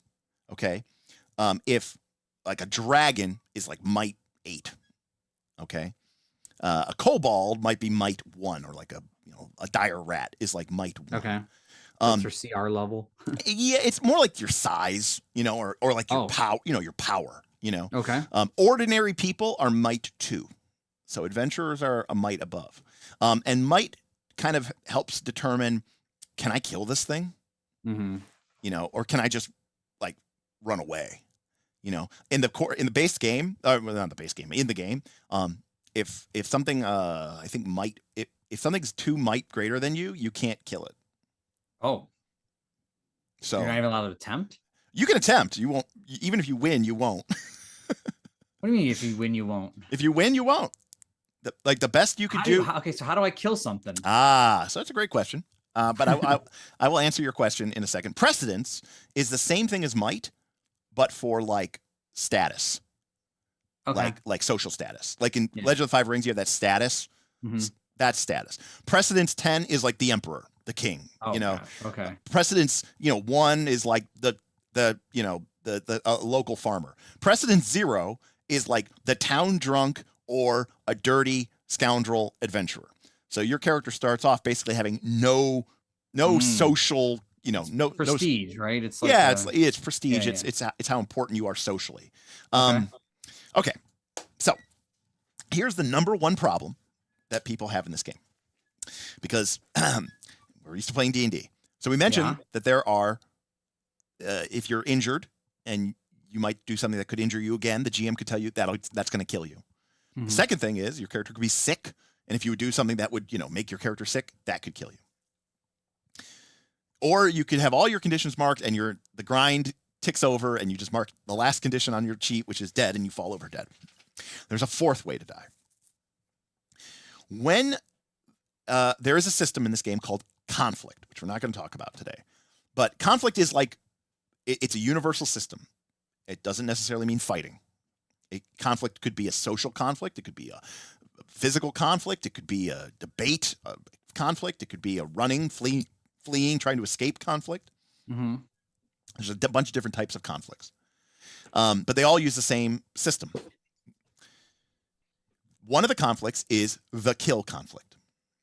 The players, for the most part, are always the ones who choose what kind of conflict, So you come around the corner and you enter the chamber of the Ruby Idol, and there's a group of goblins already there. And they look up at you, and, they kind of think, and then I go, what do you guys want to do? And, the group can say, we want to initiate we want to just scare them off. We want to make them flee, right? The group could say, we want to charge them and kill them. If the group chooses to engage in a kill conflict, the way this game works is when you do a conflict of any type, social, combat, whatever, each side has a group has hit points. Okay? So like they have 6 hit points, you have 8 hit points. It's called disposition. At the end of the conflict, you win if you reduce your enemy's disposition to 0. Okay. But if you took damage, you owe them a compromise. Right? So any damage? Yes. And if you take a lot of it, you owe them a major compromise. Oh, who? I'm fighting a dragon? The person that you just beat. So let me give you an example. You go to fight these goblins, and you say, we're going to kill them. Okay, cool. You guys, the party, the PCs, you guys have 8 points of disposition, right? That's kind of like the group's hit points. The goblins have 6. Okay? The group starts taking actions, and the group starts reducing the goblins' disposition from 6 down to 0. The group has succeeded. They have killed the goblins. However, in the course of doing that, the party, their disposition went from 8 to 4. So they lost half of what they started with. They owe the goblins, who are dead, basically the GM, they owe them a compromise. And the compromise could be, like 1 or 2 of you died. It's that dramatic? Yep. It's not like we'll take some conditions. Not in a kill conflict. You chose to put blood on the line. Well, that's even more stressful because it's like which one of us is going to tear their character sheet up? Exactly. Maybe the GM picks, or maybe he lets the group decide. Now, what the? But here's the thing: you chose to kill them. Yeah, I chose to kill them, not them to kill us. Well, yeah, but then what are you gonna engage with blades and swords? How hard? How are they kidding us? They're rolling a fighting check. Yeah, basically, yeah. I mean, you come in there and they ended up stabbing and ganking some of you, and then you ended up dying of your injuries. I don't know what to tell you. Here's why I say this, because, and this is actually kind of representational of the way D&D used to work. People don't see it this way, but they used to work. We've talked about this on the show. So, Bob, this is a night school challenge. Okay. You're playing original D&D. Okay. Your characters have low hit points and all this other stuff. Your character has 6 hit points, and the monsters are rolling D6 for damage or D8 for damage, right? One die roll could kill you. You die at 0. Mm-hmm.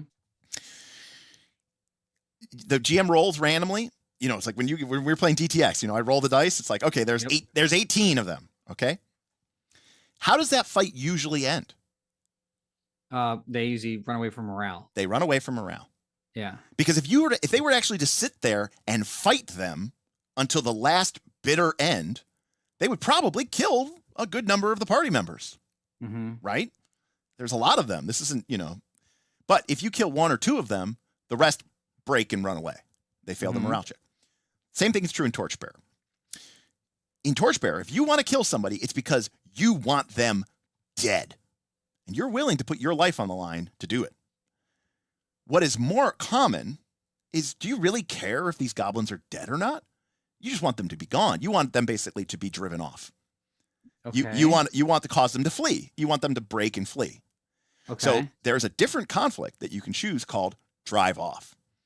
In which case, your goal isn't to kill them. It's just to get them to flee, to run away, to be driven, to scatter, right? It's just like when you look at medieval combat, in Roman legions, casualty rates were like under 5% a lot of times, because once a couple of your buddies died, everyone's like, all right, we're out, So you would save the kill conflict for like the BBG. Like this guy has to die. Right. You save the kill conflict for when it's like, no.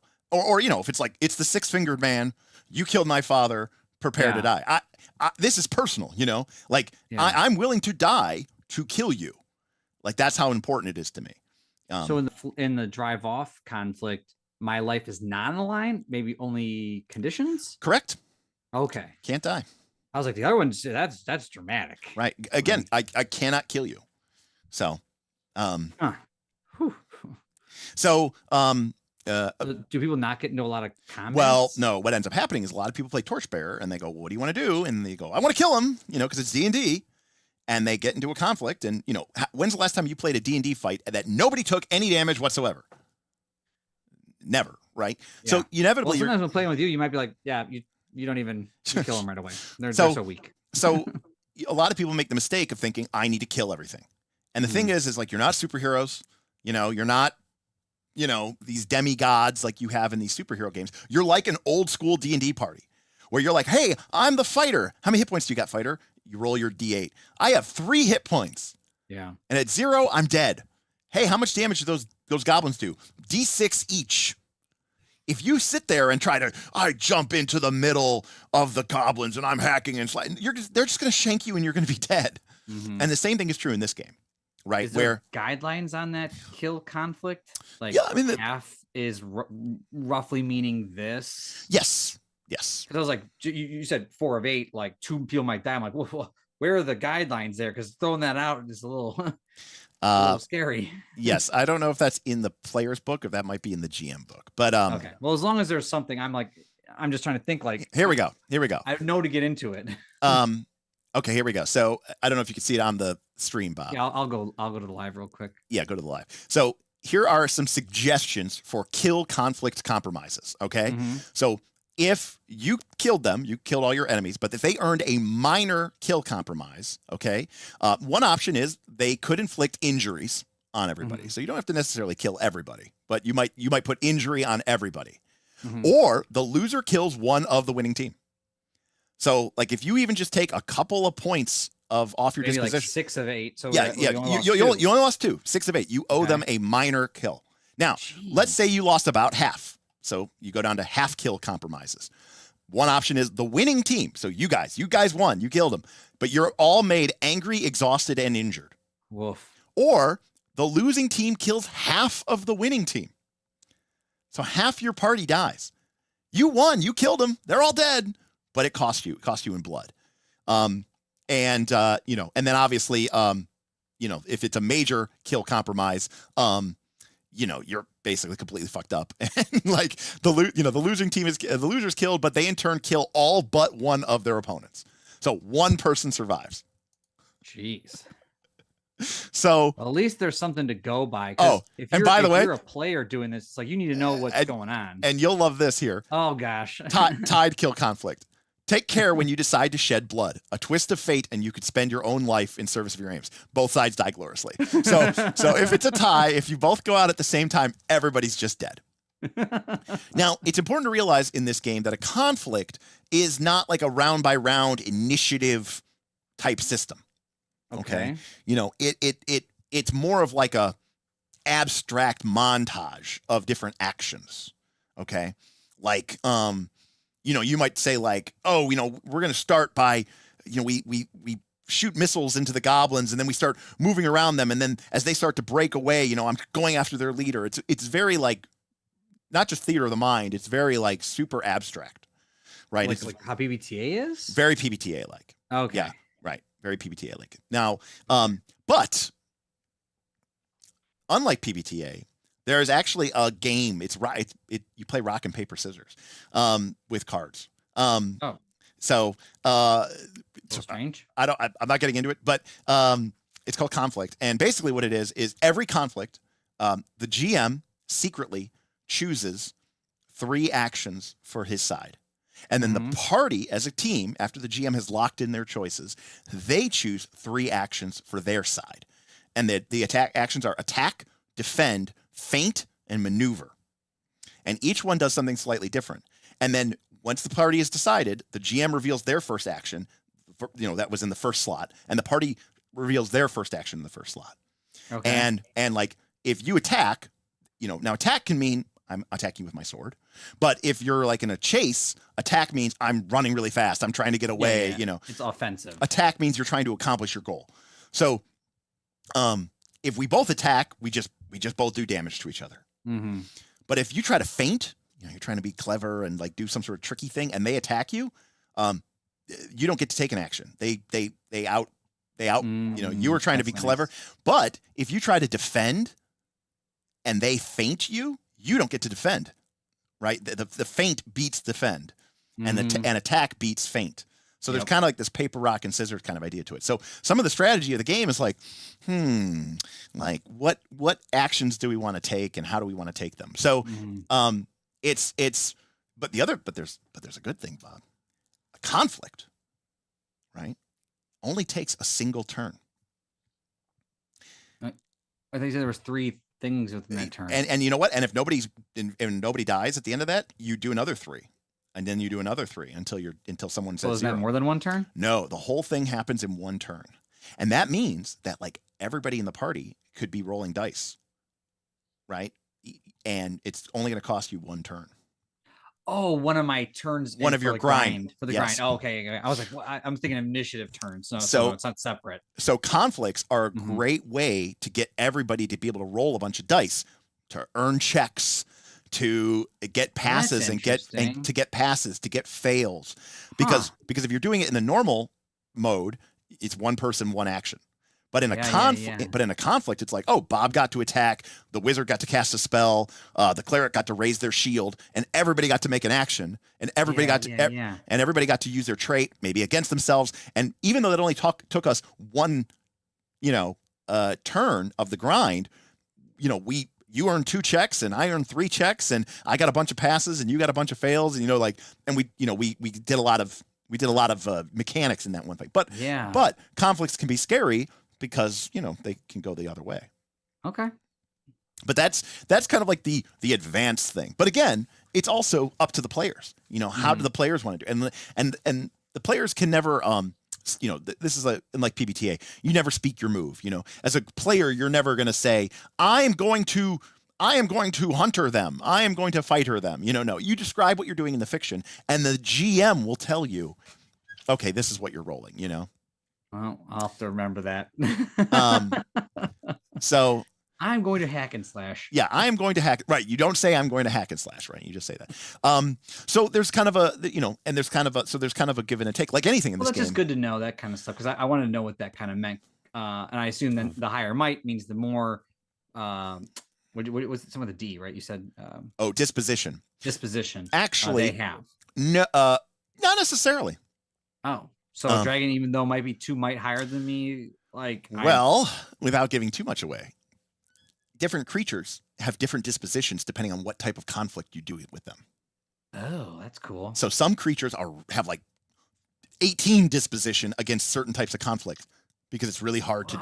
Okay, but they might have a conflict where their disposition is only like 4. Huh.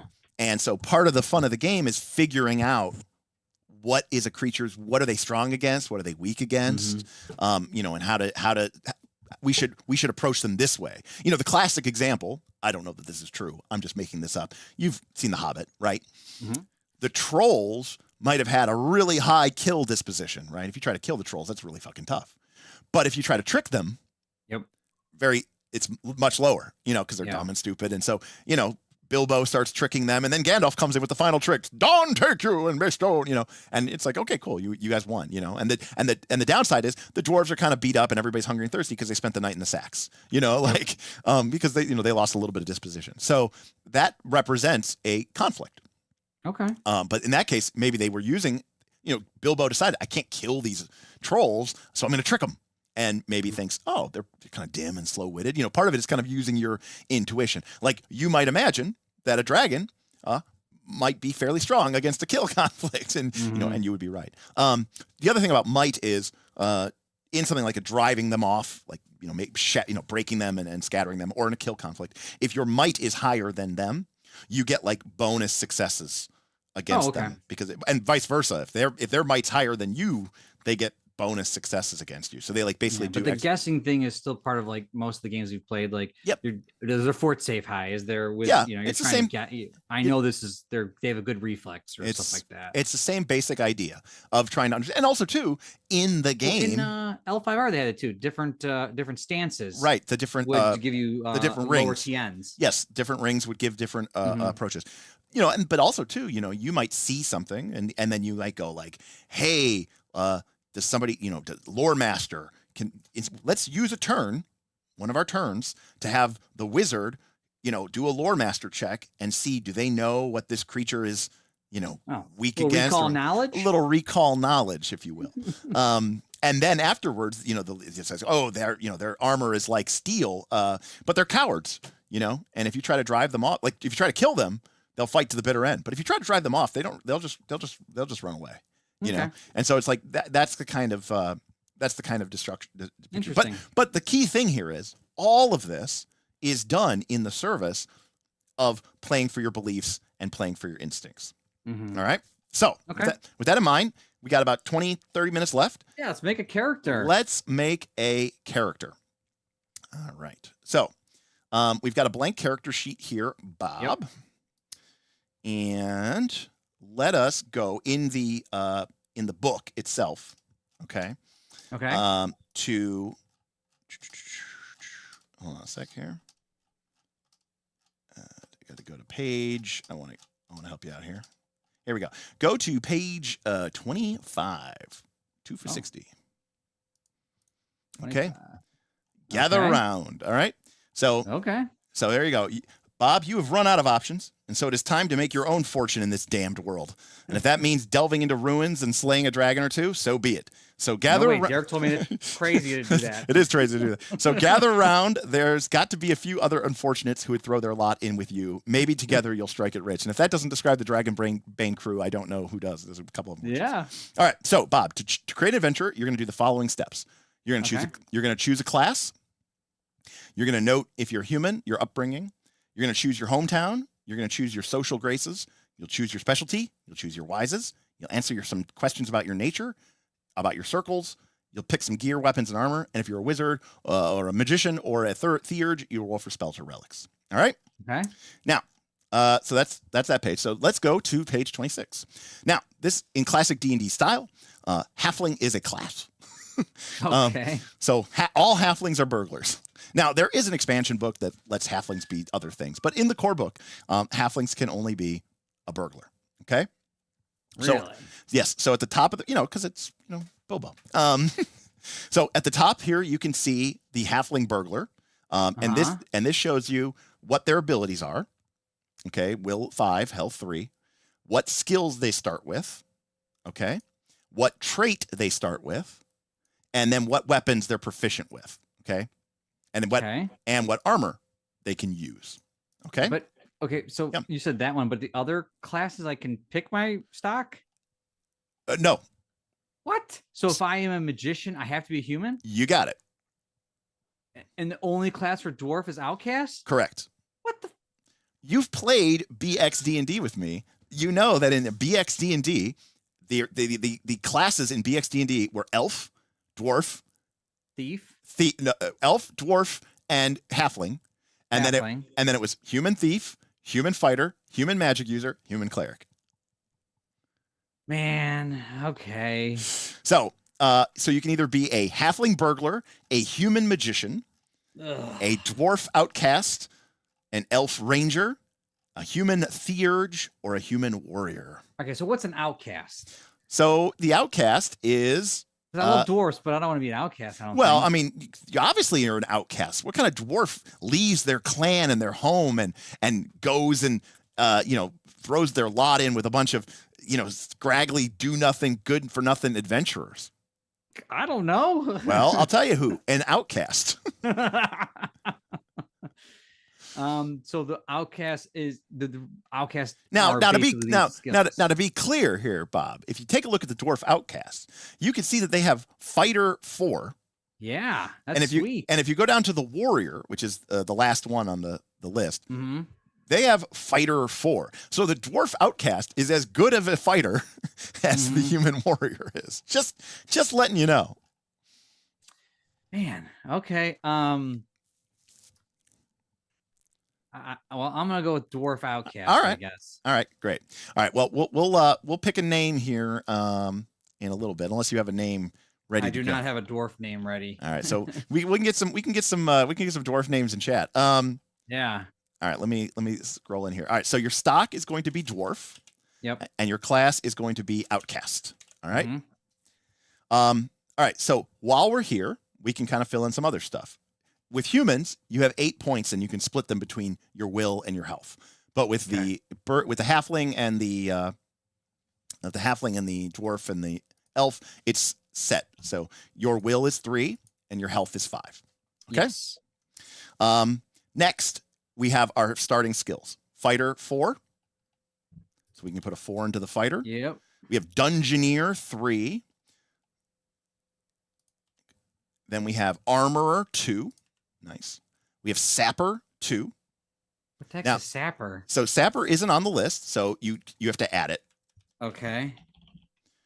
What is a Sapper? Sapper is somebody who deals with traps and tunnels and digging tunnels, making traps, disarming traps, the whole thing. Orator 2 and Scout 2. Okay. Okay, so those are your starting skills. Then we have a trait that we start with. So we go down Rock and Stone. So we have Born of Earth and Stone. Okay. Who put this PDF thing together? I know it doesn't shrink the text. Doesn't shrink the text at all. What kind of a garbage is this? All right. And then just remember when we get to the weapons, but we can use any weapon in the game except for a greatsword, right? We're a little dwarf, and we can use any type of armor. So we can use full plate, shield, whatever. Okay. So that's our base. All right. Okay. So let's go down. Okay. So we've chosen our class, right? Note the abilities, skills, and traits of our chosen class in the appropriate spot, which we've done. When making a character, if a skill isn't listed on the sheet, write it in the blank space provided. Traits start at level 1 unless otherwise noted. So let's scroll down. Nice. Let's scroll down here to the outcast. It says, these are dwarves who could not tolerate the rigid life in the holds and halls of their ancestors. Tough. Man, that sounds so lame. I like that I would uphold them, but I guess I left. Well, but so okay. weird. Well, but Bob, maybe there's a reason you're an outcast, and maybe your goal is to try to go back to Nature 7 and come back with great wealth and great fame and reclaim your name. That could totally be your character's thing. Tough and resourceful outcasts can grow into mighty heroes or greed-mad tyrants. All right. Either sounds possible. All right. So the game, scrolling down a little bit more, Bob, to page 29, the game is, pretty frank with you. Character optimization. During character creation, you can concentrate all of your choices into a few skills and start with 2 or 3 rated at 4. This is a valid strategy. It might be easier to learn the game playing this way. If you're more comfortable with the system, you can spread your points out and start with many low abilities. You'll have more opportunities to help newer players, and it'll be a more challenging experience for you. When your skills are spread out, you can help people more easily. Does that make sense? So it's saying I get extra skills at the start of the game? Yeah, you're going to get additional skills. Oh, okay. It's just saying if you want, you can either spread them out or concentrate them depending on how you want to do it. Gotcha. Okay. All right. So we can skip human upbringing because we're not a human. All right. Where is your home? Oh, choose I guess the dwarven halls. All right. So let's scroll down to the dwarf. Does any of these other things even make any sense? I mean, maybe. Depends on where your dwarf is from. Yeah. But Ooh, I mean, a religious bastion. I love that kind of stuff. So there you go. You could be from a religious bastion. Now, of course, these are like templates, right? Like in the game world, you would give it a name. You'd be like, oh, Okay, this is called Krundakar, the dwarven homeland, right? You would be from. All right, we'll do dwarven halls for now. Okay. All right. So your name to be determined later. Yes, name TBD. So your homeland is the dwarven halls. Apparently, you can't put a space in here. I could put a space in there. I put a space that jumped to a different page. No, I don't know what you're doing. Maybe something's going on with my keyboard. So now, Bob, you have to choose one skill from your settlements list and give it a rating of 2. If you already have the skill, increase it by 1 up to a maximum of 4. I want stonemason. Additionally, choose one trait for your character from their homes list and start it at level 1. All right. So as an example, we have armorer, laborer, stonemason. So we could take armorer, which would raise our armorer of 2 to 3. Ooh, I like that. Or we could pick up laborer, which we don't have, and we would get laborer at 2. Or we could pick up stonemason, which admittedly probably isn't as useful, but potentially, and we could get that at 2. I like this idea of going armor 3. Okay. So we will take armor and we'll go up to 3. Then, Bob, you have to pick one of the 2 traits, cunning or fiery. Brutal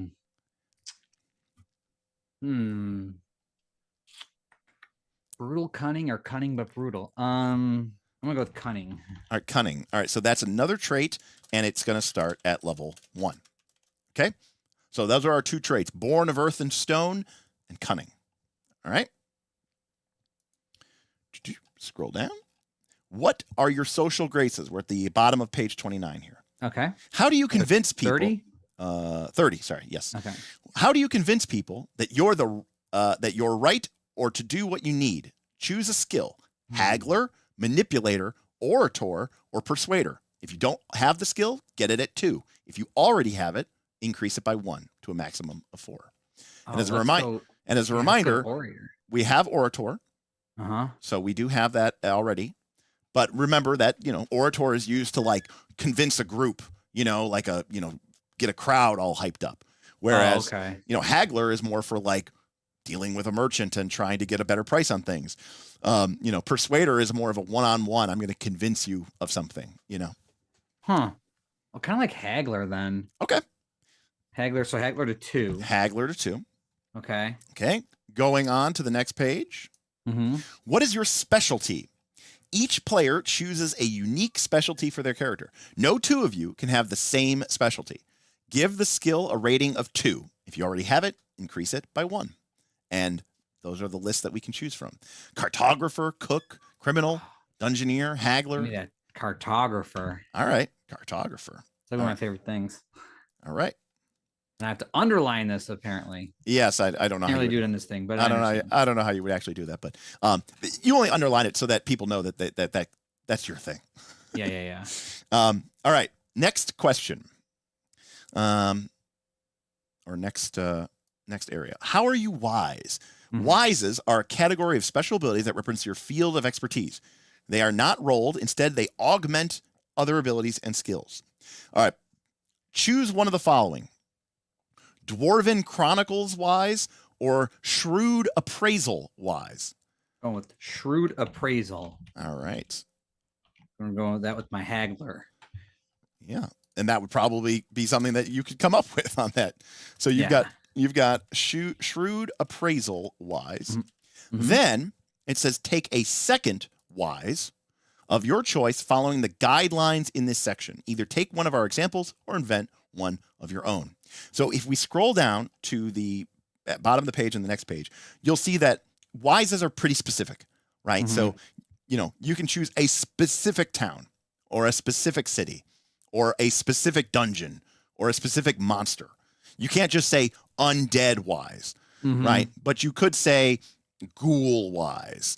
You could say, but you might not know locations. I mean, there would be a map on the battlefield, but you're absolutely right. You may not know them. You can also have very specific things like book wise, trap wise, war wise. But they do have a list here of inappropriate wises. Things like angered wise, sick wise, adventure wise, role playing game wise, GM wise, plot wise. Right. So the whole idea here is that to try to make it fairly specific. I like the idea of a location wise, obviously. So I'll just put location wise, but it's to be determined what location that would be. Okay.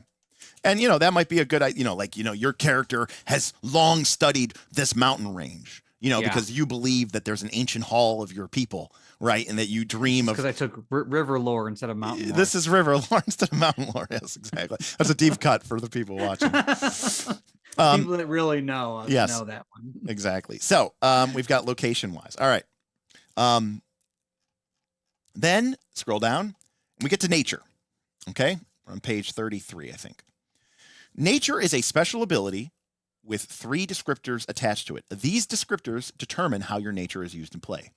If you're a dwarf, which you are, write nature dwarf on your character sheet. Your descriptors are delving, crafting, and avenging grudges. All right. So yours are delving, crafting, and avenging grudges. Okay. So those are what you can use that is what it means to be a dwarf, right? It's to delve, it's to craft, and it's to avenge grudges. All right. Now, let's answer some questions. Base nature. All characters start with a nature of 3. Okay, that's your score. Answer the following questions. All right. Let's scroll down a little bit here. Dwarf, you see where it says dwarf nature questions? Yep. When your kin are slain and their halls plundered, will you spend your blood avenging them? Or will you demand a blood price from the kinslayers and counsel your people to let sleeping dragons lie?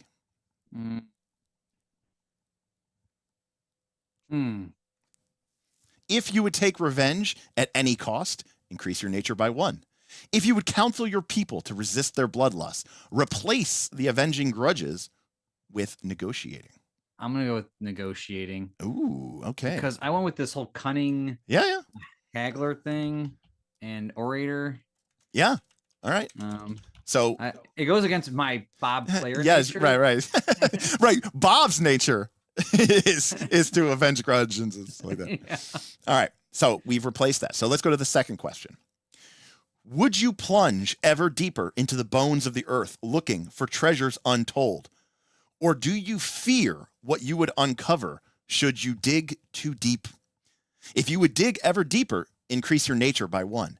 If you fear what lies beneath, increase your born of earth and stone trait to level 2. I think I'm going to go with dig deeper. Okay. So raise it up to 4. So we're at 4. And then last question. Do you yearn to spend your days crafting wondrous objects from silver and gold? Or do you prefer to spend gold, preferably other people's? If you were born to craft wondrous objects, increase your nature by 1. If you yearn to spend gold, set your starting resources to 1. By the way, everybody else starts at 0. So they literally start with no money. Yeah, I kind of like this. I mean, I thought the idea of crafting would be cool, but spending gold sounds like the haggler in me. Okay. So I'm gonna go with the resource rating 1. I mean, you get something. You get something regardless. And remember, too, having a high nature isn't necessarily, right? You need more skills things. So we're gonna set your resources to 1, and then we're gonna set your nature to 4 of 4. I just got booted from the stream. Oh. I don't know if that was my internet. Well, you're still talking to me. So yep. No, everything seems good. It just must be my internet. Mark T says your name should be Cash Grabber. I saw that. I was so lame. No, you gotta do better than that. All right. So now we can skip the other questions because we're not an elf and we're not a halfling. Okay. So And we're not a I'm human. at 4 in nature. Yes, your nature is 4 of 4. Okay. Okay. Skip. Okay. Circles right. and relationships. Circles and relationships. Okay. So circles can be used to find help and information whenever you're in town. Relationships can be introduced whenever appropriate. Answer the following questions to generate relationships and a circles rating. You cannot take a friend and parents and a mentor and an enemy. You can choose to have 3 of the 4 at most. Okay. Your circles starts at 1. Okay. Do you have friends who enjoy your occasional visits, or are you a loner, tough and cool? If you have a friend, add +1 to your circles, and All right. you get to have a friend.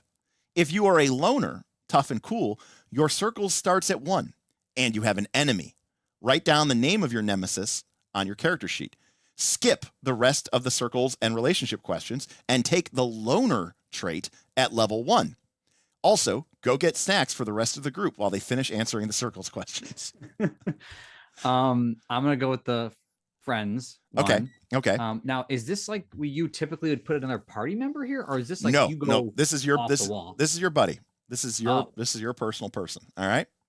So we said see the start. So our circles goes up to 2, right? Yes. And we do have a friend, but we'll get to that when we get to the starting friends rules. Okay. Okay. All right. Scroll down. Do you have parents you can stomach talking to, or are you an orphan? If you have parents, add +1 circles. Note your family name or parents' name on your character sheet. Choose a trade for your parents from your hometown's skill list. So do you have parents, or are you? Yes. Okay. So in this case, our circles now goes up to an additional 1, like 1, so 3. And we have to note our family name or parents' name on our character sheet. Okay. So we have a section on our character sheet for parents. So who are we? Who are our parents? Oh, I was trying to think of forget Asius's last name. The Strong Forge. The Strong Forge, yeah. Yeah, the Strong. Always love them. The Strong Forges. Okay, and then we have to decide what do the Strong Forges do. So there has to be one of the skills from our hometown, which was Dwarven. So are they armorers? Are they stonemasons? Or are they laborers? Let's go with I mean, they're called Strong Forges. So I Are they ashamed of the community? Maybe that's why you're an outcast. You were ashamed of your parents. Well, I picked armor, so Right, that's what I'm saying. So if your parents are like laborers, they dig in the mine, and you're like, I want to make our great grandfather was the greatest armorer in the world. What did you guys do? I'm so disappointed in you. Yeah, I kind of like labor for Okay, them. all right, labor. All right, so what do we do with that? We add it? Yeah. I mean, it's going to be tough because of the way this fillable sheet is, but I would usually put the name and then like in parentheses I would put laborer. Gotcha. Okay. Because like they to let you know what do they do in town, right? Gotcha. Okay. And then we have 2 more questions. But remember, you can only have 3 of the 4. So if we have a mentor, then we don't have an enemy. If we have an enemy, then we don't have a mentor. Did you have a mentor, or did you make your own way in this rough life? If you have a mentor, add +1 circles. Your mentor is a 7th level adventurer of the same class. Note your mentor's name on your character sheet. If you made your own way in life, you start with a pouch of gold coins worth 2 dice of treasure. Put it in your inventory. I want that one. All right, you went on your my own way. All right. Sick. All right, so going back to our character sheet, Bob. Mm-hmm. If we go to the back of our character sheet, the second page. Okay. We go into the inventory. And you can see that you have a section called the belt. Oh, yeah. So I would write pouch of gold. Okay. Pouch of gold. Okay. And then in parentheses, put 2D because it's 2 dice worth of gold. Yep. And everything's D6s in this game, right? Correct. Everything is D6s. And by the way, Bob, to this point, if you wanted a bag of gold, which might have like 5 dice of treasure, that might take up 2 or 3 slots.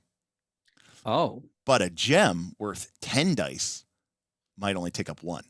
Beautiful. Right. So belt 1 means 1 slot. Yes. Belt 1 means it goes on your belt. So pouch of gold goes on the belt. Okay. All right. All right. Last question. You don't need to have this. Have you made an enemy in your life, or have your dubious deeds managed to escape notice? If you have made an enemy, add +1 circles. Note your enemy's name and see the starting enemy rules. The benefit of not having enemy is not having an enemy. I don't know. I kind of like having an enemy. All right. So we are going to add 3 circles. So our circles is 4. Yes, that's what I have. Okay. So circles is 4. So we know people. Mm-hmm. And then we have to pick. So our mentor is NA. We made our own way. Mm-hmm. All right. So now we have to do the starting friend rules because we do have a friend. Yes. All right. Decide if your friend is a townsfolk or an adventurer. Write your friend's name on the character sheet. If your friend is a town-bound, choose in which settlement they live from our map and choose a profession from that hometown skill list for them. If they're an adventurer, choose their class and a specialty for them. Their level is equal to yours, and they level up when you do. So this would be one of our party members. No, this is somebody else you know, another adventurer. Oh, or another adventurer. Yes, or it could be a townsfolk. It's in that Saturday party session. Yes, that might actually be appropriate. I think it's better if it was like an adventurer. Maybe I know. Okay. I don't like friend town based because is it any? Oh, it's any town, not just my dwarven. Yeah, not any town. So maybe you know a merchant or something from the bustling I metropole. like that, like a friend in town. Yeah, I know. Okay. I know a guy. Okay, so we gotta give the guy a name. His name's Luther. All right, Luther. All right, and what is definitely human? And what is his profession? Like merchant. So the professions are, or like maybe he's like a smuggler, or like he's kind of on the shady side, or yeah. He can get me stuff that no one else can get me. Okay, so what is he? I guess a smuggler. All right. What are the professions? We won't sweat that too much, but smuggler. Okay, I was like, is there a list? Yeah, there is, but we don't have to worry about it. Smuggler is one. I'll pick smuggler. Let's see here. Specifically, if he's from, yes, if he's from a bustling metropolis, he could be a haggler. And Which if he's what I am, so that we'll just call him a smuggler, but it's the same idea. It's the same idea. Okay. But, all right. Next,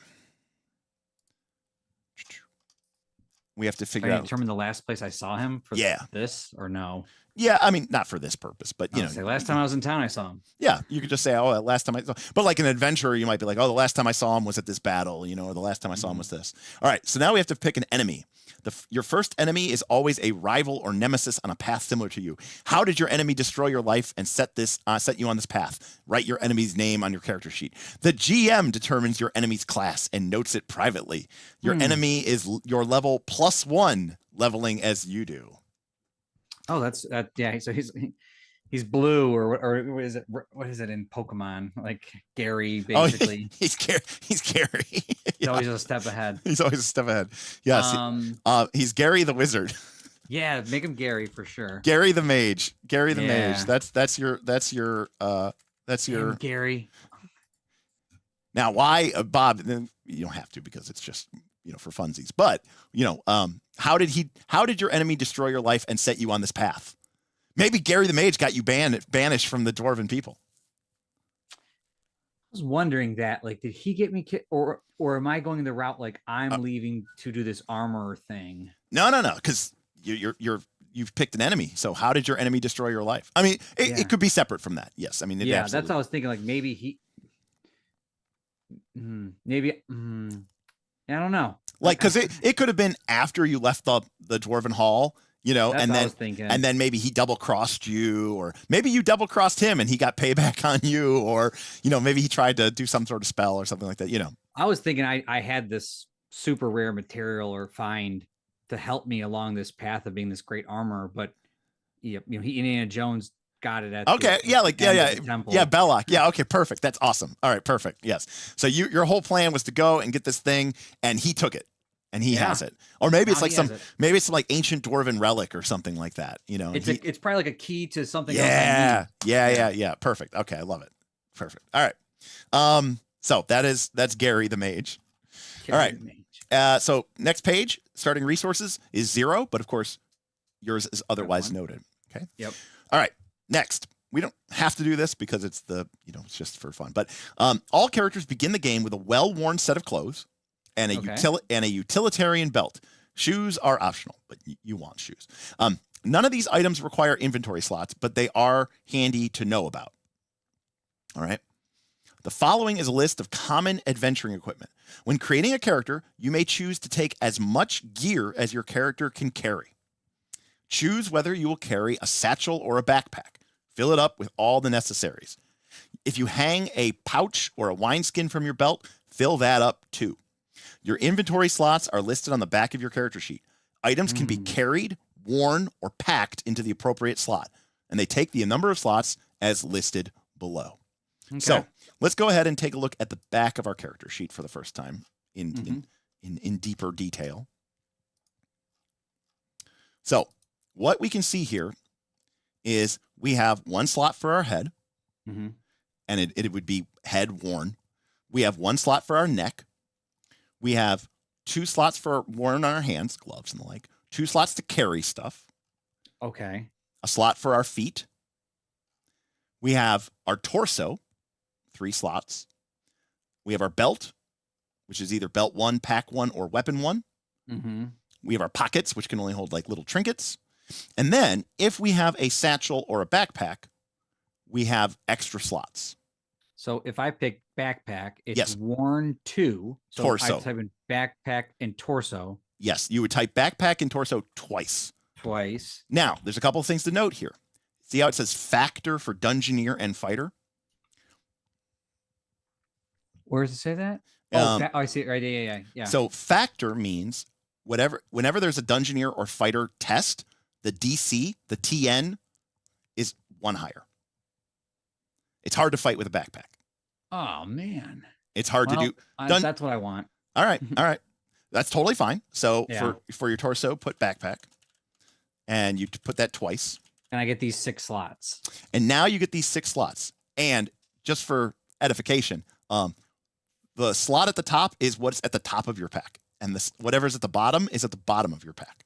Oh gosh, so this is like if you have to grab something, you dig deep. Exactly. Is there checks that like depend on that? It could. Oh my gosh.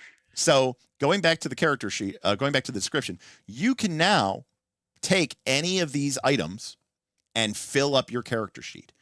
All right. You could take hammers, garlics, flasks of oil. You could bring a quiver, rations, a water skin, 2 water skins, shoes, which you probably would want, rope. You could carry extra sacks. You could. Why would someone pick a backpack over a satchel? Mechanically, they both. Oh, is the satchel only get to do 3? Yes. Why is that line? That what that line is? Yep. Well, also, Also, it describes that in the book. But gotcha. Yes. Okay. The satchel is only 3 slots. I was okay. Well, I like this adventuring dwarf with lots of. Yeah, you're what's his name? From the anime. Oh, the from Dungeon Meshi? Yeah. I don't remember his name. God, I don't remember it either. But yeah, Yeah. he's got that big backpack full of stuff. Oh yeah. I like that they have that big giant backpack on him. So you get to basically fill your backpack up. Yeah. With as much. Go through this list and grab this. Senshi. Then thank you. Thank you, Will. So you would start with all this stuff. Now, of course, obviously you need food. You need, torches. You need light. Okay.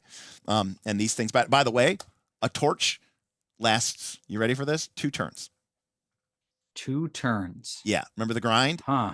Yeah. So after the party's taken 2 actions, your torch burns out. Can you just relight it? Well, no, it's consumed. It lasts 2 turns. My gosh. So you need like a bunch of these. That's right. Now, torches, you can see here, it says carried 1 or pack 1. Carried 1 means you can, carry it in your hand. And pack 1 for 4 means you can put 4 torches in 1 slot.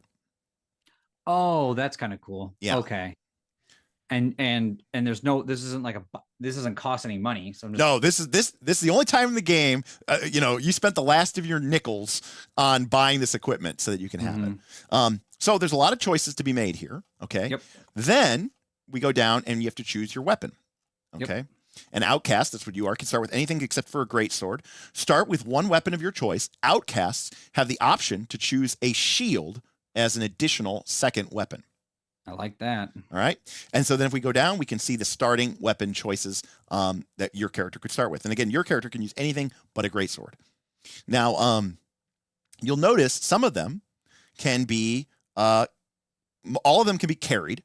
Okay. Which means like in one hand, right? Except for a crossbow, which means that when you're walking around with it, you can just hold it in one hand. But to wield it takes potentially more hands. Yeah. But you'll also notice that items like the battle axe or the greatsword can only be carried or wielded. You can't put it on your belt. You can't put it on your back. Yeah. Whereas like the sword or the mace say belt 1, which means if you need to, you can put it on your belt. Additionally, if you look at something like the shield, you can carry it, but you can also sling it across your torso.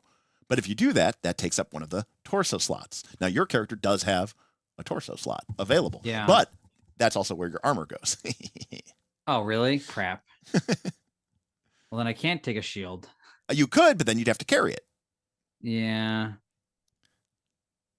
Well, I guess it's okay if I took like a hand axe, then that could go in my belt. And then I could pull it out when I need it. Yeah. So again, I mean, this is one of those things where, because, you're going to need people holding the torches and holding lanterns and, everything is a precious commodity in this game. Yeah. Is there any difference in how much damage some of this stuff does? They all do have a different effect in a conflict. Okay. What's better, mace or hand axe? So I don't explicitly remember. How could you? I actually do know what hand axe lets you do. Hand axe lets you, once a fight, you can throw the hand axe instead of attacking in melee with it. And when you do that, basically you get to attack them kind of like for free, but then you don't have your hand axe anymore. I think the mace is good against people who are wearing armor. Oh, that sounds sweet too. I'm going to go with mace and shield. All right, cool. I have to hold the shield, I guess. Yeah. I mean, you could put it, but you're probably going to want to put armor on there. Well, do that or go down to a satchel. All right. So we're going to put your mace on your belt. Yes. And then we're going to carry a shield. Yep. All right. And then while we're here on our character sheet, the next thing is starting our burglar, outcast, which is what you are, ranger, and warrior. Begin the game wearing leather armor. So leather armor takes up 1 slot, and so you would put leather armor. And that is torso. Yeah, and that is torso. Interestingly, by the way, plate armor, which is in the game, takes up 2 torso slots. So if you're wearing plate armor, you cannot wear a backpack. Oh, shoot, look at this next section. I can get a helmet if I don't want a shield? If you did not choose a shield. Well, that's sweet. All right, so what do you want? I want a helmet. You want the helmet? All right, so we'll get rid of the shield. Yeah, get rid of the shield. And now you get a helmet. Cool. All right. Well, I still like my hand or my So you're basically looking more like Senshi every step of the way. Yeah. Now I need a cooking pot, and he has a mithril skillet, basically. I think it's ridiculous. All right. That's funny. All right. So armor inventory slots. Helmet is worn head. Obviously, we put it there. And leather armor is worn torso 1, which means it takes up 1 slot. We are not a magician, so we do not have to worry about what starting spells we start with in our spellbook. And we are not a theurge, so we do not have to worry about what holy relics we start with. So here we are. This is top of page 43. Yep. It's time we paused a moment and looked around the table. The game master collects the character sheets and briefly reviews them, checking for any glaring errors. Then they describe each character's stock and class, perhaps offer a pithy comment about each of the characters. Each player responds with a brief introduction or remark in character. The game master then inquires, how did you get into this mess? Here are some possibilities. And we told them this. Your parents died. This is all they left you. Your home was destroyed and you were driven out. You stole this gear from your friend, your parents, or your enemy. You sold everything to pay for this gear because you think you're going to strike at wrist. Your enemy ruined your life and smeared your name. Your mentor charged you with a sacred task. Then the game master will hand the sheets back to you, set the stage, briefly describing what you're gathered to do, referencing the setup section of the adventure you're using. Then they give a brief pitch for the adventure that you're about to do on. Then the game master and the rest of the group decide who discovered the clue or rumor that will lead to this adventure and what they heard to entice them. They will be the party leader for this first adventure. Okay? Oh, okay. All right. This is the scenario that we're hypothetically going to be getting into that you're correct doing? Correct. Okay. Correct. Then we decide our character's belief, creed, goal, and instinct. Now, creed, you don't get to level 3, so you don't have to worry about that. All right. Belief is your character's personal philosophy, motivation, or personal motto. It's a code that you hold dear to your heart. Invent a belief for your character and write it on your character sheet. If you invoke that belief in play, if it guides your actions and gets you in trouble, then you earn a reward at the end of the session. Okay. Now, here's what's really interesting. If you watched my, I don't know what stream it was, but in one of my streams, I talked about the Shadow of Yesterday. And I talked about, it was the one I did the John Harper micro games. And there's this idea of keys. And when you play to a key, you get a point, you get experience point. But you can play against your key and earn a better reward. But then that changes the situation. So what do I mean? You can make a belief. And whenever if it guides your actions and gets you in trouble or causes you, then you get a fate point. But if your belief creates a crisis of conscience during play and you betray your own belief, you earn a different type of reward. You earn a persona point, which is the better one. But then you have to change your belief. Interesting. So, thinking about your character, and remember also thinking about this from a metagaming perspective, from like a power gaming perspective, a car op. What do you want your belief to be? It should be something interesting, of course, but it should also be something that's relevant, and it's going to be something that you can actually use in play because you want to get that reward. Yeah. So I was trying to think of something along with lines of treasure, but not so much treasure, like getting the next score. But it's like in a sense to further my, if I have this idea that I'm this, I want to create this great armor, great thing, and the whole idea is my enemy took the thing that I had. That was the easy road. I'd have been walking into to get my mithril plate or something, blah blah blah. But now I gotta take the hard road. So now I'm like, I gotta trade up. It's like almost like I have to find. I was trying to think of a way to do that. Like I have to. There's always something more, something greater, the next level, the next score. I need to get. So how would you express that as a belief? Though. How would you express that as a motto or a belief? Like what's my motto? That I don't know. I'm trying to think. Never give up, never surrender. Right? That's a motto. That's a belief. That kind of thing. Yeah, there's always a bigger score or something like that. Maybe chat can help us out. And again, Chad, if you have anything about those on the lines of what you've been listening to me talk about with my PC, I'm trying to look for a sort of a drive that I'm thinking of. And again, the idea here is that you want it to be something that's going to come up and play because you want to be able to, have it come up and say, yes, I'm driving towards my belief. This is going to cause me, affect my actions, and that's going to give me a reward. Or again, it could be something like, for example, if your belief is, never give up, never surrender, but there's a moment where, your allies are captured and they tell you to surrender or they're going to kill your allies, and you have a crisis of conscience and you surrender. Yeah. That's an example of playing against your belief, and you'll actually earn a persona point, which is a bigger point. But then you have to kind of maybe adjust your beliefs because, you know, you've kind of had this kind of character growth moment, right? Where your character. I liked your idea of like, do I go for the earlier when you talked about it? You know, do you grab the extra treasure or save your friend type of thing? I feel like this PC would be going for the treasure. Like he would be going for the bigger score versus the caring for what his party may be doing. Like he's kind of using them in a way to get to his. So stop digging. That's a pretty good one. So you might say that your belief is cream. Cash rules everything.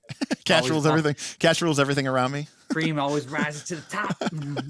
Right. So it's green. Yeah, cash is king. Green. Gold rules everything around me. Mm-hmm. Right. Yeah, I mean, there's that he's haggling. He's always trying to get that next score. But his ultimate motivation would be to create this. Right. So don't think in terms of long-term ambitions, you know? Yeah. And also William is right. You can change your belief at the beginning of every session. You know, you can always update it and change it, you know, but you know. Yeah. Never enough. Yeah. Never. Yeah. Get rich or die trying. Ooh, that's not bad. Oh, I like Silverwolf. I like kind of get rich or die trying. That's okay. not bad. Okay. You want to go with that one? All right. Yeah. Get rich or die trying. I like that one too. Is that 50 Cent? Is that the name of his album? Maybe. I think that is the name of the album. All right. So we don't have a creed. We don't get that to level 3. Okay. Now, goal is going to be very specific to the session, right? In fact, you don't even do this until after the GM or until, you know, you've been playing the game for a while and you know what you're up to. You want to create a goal that ideally you can work towards accomplishing or achieve ideally in that session, right? So don't think long-term ambitions like, you know, but if you're at a dungeon and you know in that dungeon is a map that is going to lead you to the next key or whatever, and you're like, my goal is to recover the map. You know, it's something that this you do per session. You can change it every session. Yes. Oh, because yeah, you're right. Because the session could last multiple within the same goal. Correct. Okay. Now, so now we don't have one, but the idea would be and getting back to the rewards, if you, at the end of the session, if you made progress towards your goal, but didn't accomplish it, you earn a fate point, the lesser of the two. If you do manage to achieve your goal, you get a persona point. Perfect. Okay. But so hypothetically, I'm trying to get the big treasure in the dungeon.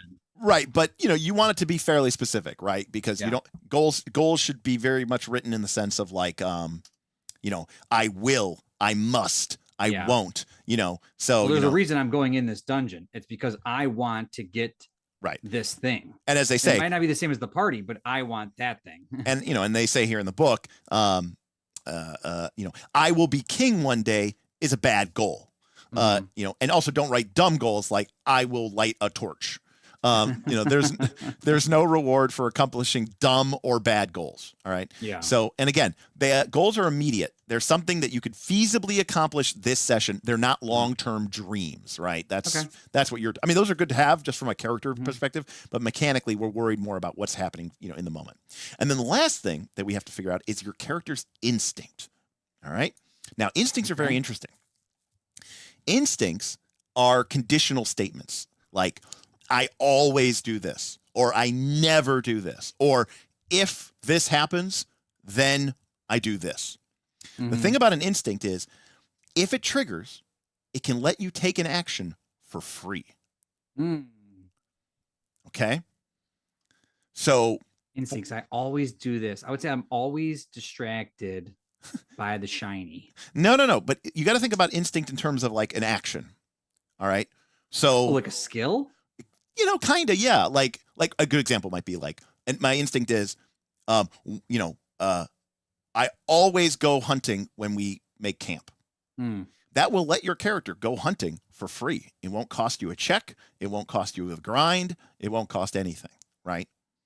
Yeah, so I gotta think of that too, because my first thought was, I'm always getting ripped off. So I'm always trying to like haggle down, but that doesn't happen a lot. No, it doesn't. Right. And the idea is if you use an instinct to aid the group at the end of the session, you earn a fate point. But also your instinct can be a way to get free actions. Yeah. Right.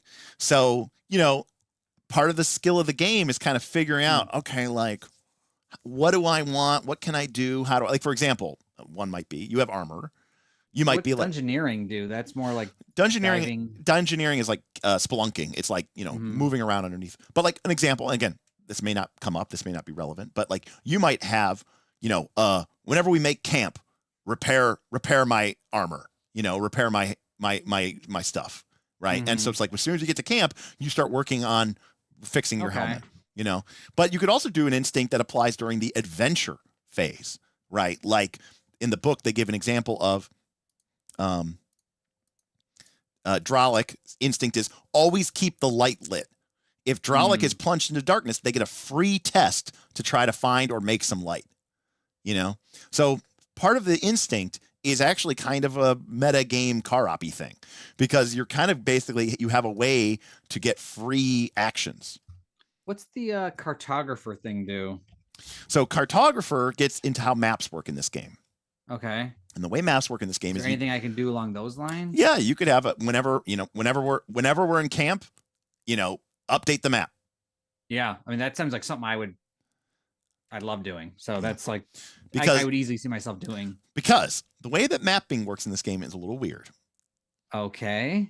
The way mapping works in this game is whoever's the cartographer takes notes. They don't make a map, or at most they maybe do like a little flow chart. Okay. You just take notes, oh, there was the hall with the glowing orb, where we fought the skeletons. Is everything theater of the mind with Torchbearer? Yes. Okay. But the map isn't drawn yet, because you're not drawing the map in the dungeon while you're moving around. That's too dangerous. When you make the cartographer check, if you're successful, then you are allowed to add those locations that you have logged. You get to add them to the map. If you fail, you don't. If a location is on your map, you can basically fast travel there. Oh, sweet. For sure doing that. And you basically skip any checks or tests or anything that you would have to make to get back there. 100%. But if you fail the cartographer check, leveling that baby up as fast as possible. All right. So your instinct is always update the map when I can. Always be mapping. Always be mapping. ABM. Always be mapping. And obviously that can be very powerful, and that can be very useful as well. All right. And then lastly, we've got, again, goal would be something that we would do, like you said, on that session, Yeah. And that's what I wrote. In your case, it would be something for that. And then the last thing is, as it renders, here we go. Okay, we're on here. We're on page 47. Your character does not begin the game with any fate points or persona points. If you want them, you have to earn them. However, there is the heir to the Pauper's throne. If your previous character died, you do get to transfer over up to 3 of the unspent. Name. Give your character a name if you have not already chosen one. Oh man, we don't have a name. We do not have a name. Oh boy. Let's see. No one had any good ones in the chat. Ben, are you still there? You got any good dwarf names? Come on, I feel like you got to know some good dwarf names. I want it simple. Every time I type in dwarf names, it's like 1,000 characters long. Where is? Here it is.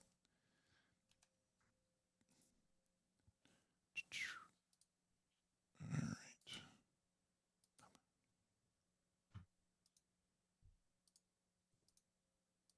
There we go. Let's see what I pulled up in here. This random name generator. Thoric, Beldrin, Durmac, Kragan, Thaldrin, Borin, Hildra, Dagnall, Moric.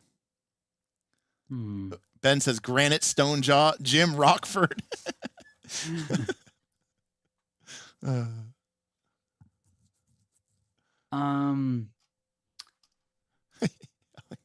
Rockford. I mean, don't stress over this too much, Bob. It's just no. I mean, one of those D ones sounded good. Like you said, it was like Dracker or something. Durmock, Dagnall. Durmock. Let's do Durmock. All right, name is Durmock. Simple, quick. All right, Bob. Pick an age. I'm picking Crash Cab or Mark T. Pick an age between 30 and 51 years old. 37. 37. Let me guess. That's how old you are. I think so. All right. Fresh. Check off the fresh condition. It's the last time you'll feel this good for a long time or for a while. Ta-ding! And that's it. Your character. Wait, we didn't do. What was my might? Oh, 3. Oh, that's because I'm I'm an adventurer. An adventurer, yeah. And your precedence is 0. Yes. Okay. And so that's it. That is. And by the way, you have your current fate is 0. Your total spent is 0. Your persona is 0. Your total spent is 0. I'm 0 of 0, right? So you're 0 of 0. Yes. Oh, okay. We did skip the raiment. Sorry. What is that? What distinctive item of clothing does your character wear? Ooh. Interesting. Like, don't worry about anything else, but what's one item or one accent piece? What really sets your character off? I mean, I gotta go with something like a family crest or something. Okay, all right, there we go. Yeah. There we go. So dwarven family crest. Yeah, where does that go on here? It doesn't. It's just part of your clothing. Oh, you just put it under. No, it's just it's under raiment. On your top of your character sheet. Top of my character sheet. Oh, there it is. Okay. Yeah. Dwarven family crest. All right, cool. Beautiful. Oh, and level 1. Level 1. Yeah, I got that. Gary All the right. Mage, that son of a bee. Gary the Mage with Luthor. Some people call him Lex. Yeah, I don't know. It just came to my mind. I don't know. So this is your character with the belief of get rich or die trying. Goal Love it. to be determined. Instinct is to always update the map when I can. You're born of earth and stone. You are cunning. Your character is a shrewd appraisal and some location wise that they're trying to get to. They are a haggler and they are a fighter and a cartographer and they know their way around a dungeon.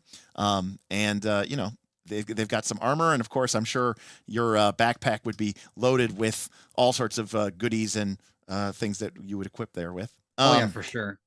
But you can appreciate though how in this game, you can end up getting hungry and thirsty a lot. In fact, every 4 turns you become hungry and thirsty. So those rations and stuff can go really fast. Well, it seems like you need rations. You need to have water, like water skin or water jug, like there. And then you need to have torches. Yep, you do need to have torches. Someone's got to have a torch lit almost all the time because things are going out so dang fast. Well, not only that, a torch only provides light for you and one other person. Oh, that's awful. Oh, and it provides dim light for 2 other people. But if you're in dim light, all your obstacles are +1 DC. That's terrible. So you basically are hoping that everyone's running 2 torches per 2 turns? Yeah. Jeez. Now, alternatively, you go with a lantern, which provides light for 3 people and dim light for 3 people, and it burns for 3 turns. But then you need oil, and oil is more expensive. There's also candles, which come 4 to a pack and are really cheap, and they last 4 turns. Candles last forever, but they only provide light for 1 person. Well, if this ends up being a 5-party adventure, yeah, that's gonna be interesting too. Because you go lantern, torch. Well, sometimes you need somebody who's in the dim light. Yeah, I mean, I don't know how you would not be. Someone's bound to be eventually. I mean, unless a bunch of people are walking. But this is not D&D where it's like one person. It's like nowadays, it's like you don't even worry about who has a torch. You're like, all right, wizard casts a cantrip, light. Okay, everybody has light. Everybody has dark vision. We're all good. Like, light is a real issue in this game. And in fact, Dragonbane, like you just relight it every couple rounds. If the torch goes out, and you're in complete darkness, the only conflicts that you can do in complete darkness is flee and riddle. What's riddle? Riddle, like riddle in the dark, like Bilbo and Gollum and like oh, just like working your way. No, riddle. Riddle means? What do you mean riddle? Like a contest of riddles. What? This is like part of like the core philosophy of like fantasy, Bob. I'm stuck in a dark dungeon and I'm gonna start doing riddles. Have you ever read The Hobbit? Have you seen The Hobbit? Yes, I read The Hobbit and The Lord of the Rings. Bilbo was trapped in a dark dungeon and he riddled with Gollum to win his freedom.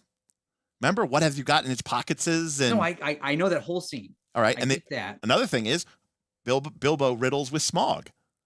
I am the barrel rider. Yeah, so it's the same thing. Those are great riddles. Those are great scenes. Yes, that is the same thing. What I'm saying, I'm right now. Yes. My 3 party members. We're in a dark dungeon hallway. Right. No light. Us 3. There's no light. No light. Yes. This is us 3. Right. Or 4. There's 3 and me. Right. And I'm just gonna start spewing off riddles. Well, no, I'm saying the only conflicts that you could get into are fleeing or riddling. So if something was to approach us, I could riddle with it. Correct, but you could not fight it. Okay, now I'm getting. I'm like, I thought you just said I could. No. What the hell are we talking about here? Right. Okay, that makes more sense. So obviously we're trying to flee, or maybe you're trying to riddle. I don't know. There's nothing there. Well, no, I'm saying yes. I'm saying I said conflict. The only conflict you can do. So our torch goes out. We are just moving if there's ever an issue. Ideally, trying to get to light or trying to relight your torch or whatever like that. Okay. And then specifically for torches, the game master can like as a twist, if you fail a check, it can go out. The torch can go out. Yeah. And if a fight starts and you drop the torch on the ground to pull out your weapons and stuff, the GM can basically put it out at will. There's no disadvantage. My character had a mace, freehand torch. Yeah, mace. you can. In fact, you can even use a torch as a weapon, but there's no disadvantage to it being okay. See, but I see. Ben is wise in the way. I would definitely go with the riddle challenge. Running into the dark is going to get you killed. And I tend to think Ben is correct. Can a character start with a large sack full of things? Asks Will Netters. Will, let's take a look. I mean, my default answer is yes, but let's see if we can start with sacks. I know you can start with a regular sack. Can you start with a large sack? Yeah. I didn't see it on the list. Yep, you can start with a large sack. Oh, there is sack large. Okay. So the thing that is important to realize about large sacks is it's carried 2, which means that if it's empty, you can put it in your backpack and it only take up 1 slot. Pack 1. So in your backpack, the sack takes up 1 slot. But if you want to fill the large sack with stuff, then you're using 2 hands and basically carrying it over your shoulder, Santa Claus style. So in theory, yes, Will, a character could start where they're going into the dungeon and if you look at our character sheet, you basically would get access to this large sack, which is in another 6 slots. So your character could have a backpack and a large sack, and they are basically going into the dungeon. They're basically a hireling. They're just carrying gear. I was thinking of Delibird, the Pokemon that has the big sack, just running around with that thing. You're not really ready for anything else. Yeah. But you said you could have it in your backpack. Well, but if you find treasure. Well, right. That's where the where I think. I don't know. I mean, Will's suggestion might be totally baller. I don't know.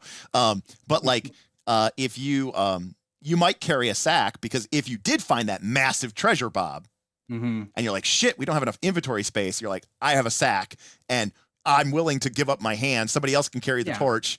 I'm going to just, Yeah, I can put my mace on my belt. Yeah. I got my 2 hands free. I can grab the large sack. And this is where you look at stupid skills and you go, oh man, that's sweet. So if you pick up a sack and you make a laborer test, the laborer skill, laborers can carry large sacks with 1 hand. So that's a specific skill. That's the laborer skill. Remember the one that you're like, why would anyone ever be a laborer? Because laborers can carry bigger stuff than other people if they make the check. Dang. So the other thing that's really interesting is there's some things in the game which have different carried and different pack values. So for example, you might find a big dwarven piece of art, and it's pack 6. So it takes up 6 slots in your inventory. Yeah. But it's carried 2. Oh. So you could just carry it in both your hands, but if you put it in your backpack, it takes up the whole freaking backpack. Oh yeah, that's kind of cool. So like that. So and then there's also things that are you might find a dwarven war cauldron, carried 4. Right, so you need 4 people or two people with both their hands to carry this thing, right? Now you might say, "Oh, so no one else." So no, if someone had a high enough laborer, they could just pick it up. Oh yeah, deadlift that. They could just deadlift that thing and just walk out. Oh yeah, sweet. But hey, looking at this laborer more, maybe my parents were gone to something. But if you make a laborer test to try to deadlift the board, that's a check. That means That's a turn on the grind. Oh, that sucks. So then, did you do that like every like so often? No, because once you've lifted it up, you're carrying it. But like okay, if some, okay, so it's but not too bad. But if something happened and there was a twist and a failure, and the GM as a twist said you drop the war cauldron and and it breaks through the floor, and you're like, oh shit, I need to get this war cauldron out of here. So again, the game on its surface is this very fiddly, procedural little annoying thing. But what it is really good at doing, in my experience, is it's a lot like Oath, where Oath is just this kind of war game where you're trying to take territories, but because there's all these little interconnecting systems, it ends up making these really interesting choices. And in my limited experience with this game, it leads to a lot of party conversation. Not just see that you have to talk the whole time. Not just in character, but out of character. Right. Mm-hmm. And there's a lot of going back and forth. And because you're never really in like initiative order, there's never a situation where you're like, I'm not playing.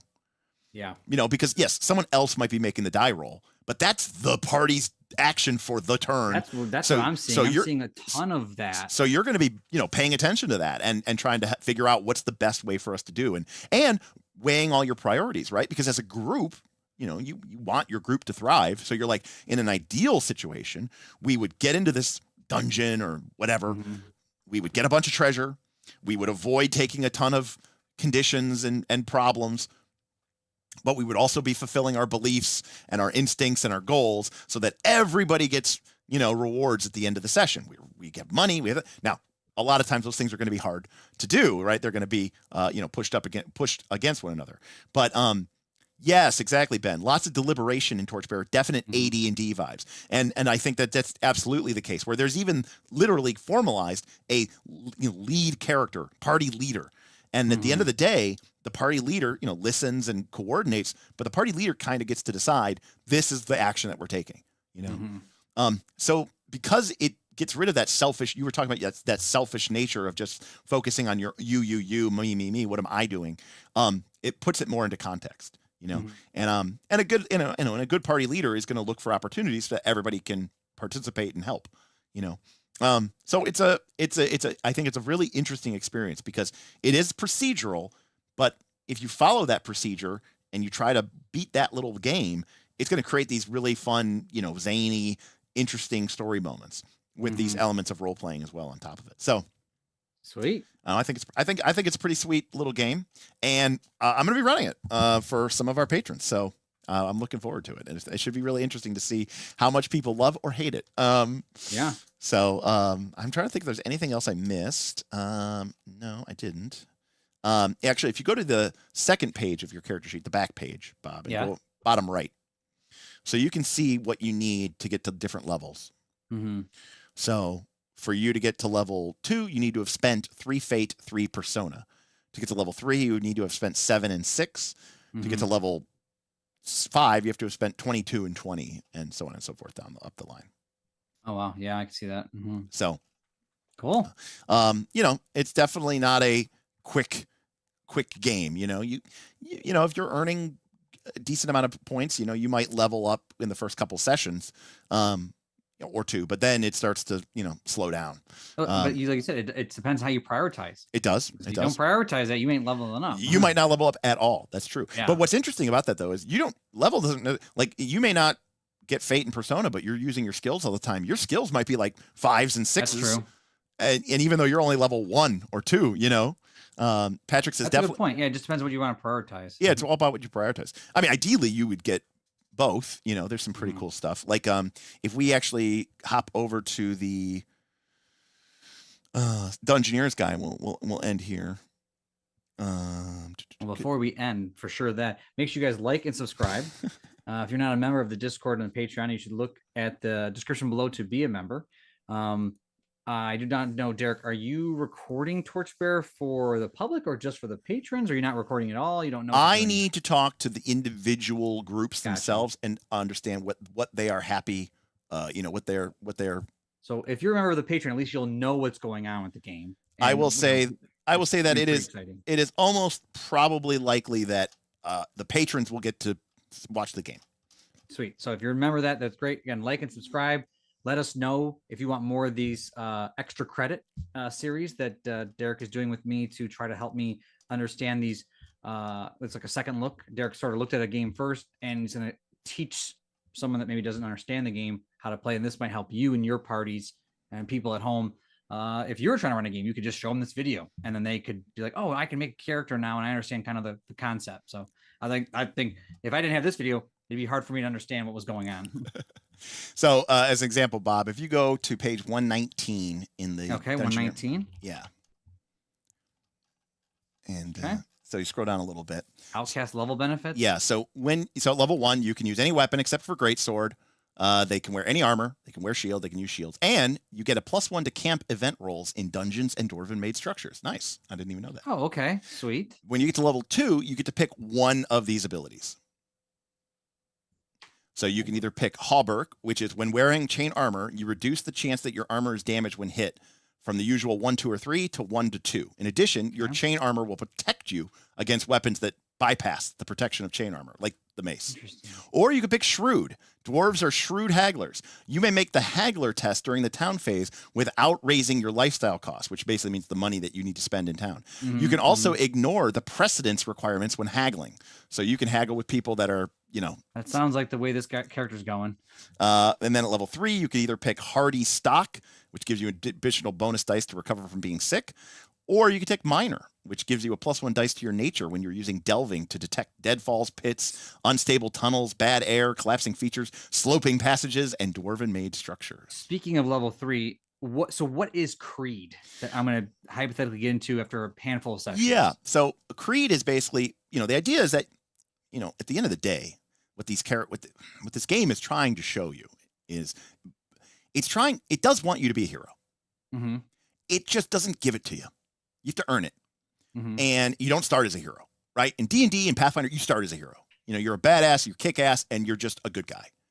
In this game, you are not. But what this game challenges you to do is, can you be more than that? And can you become great?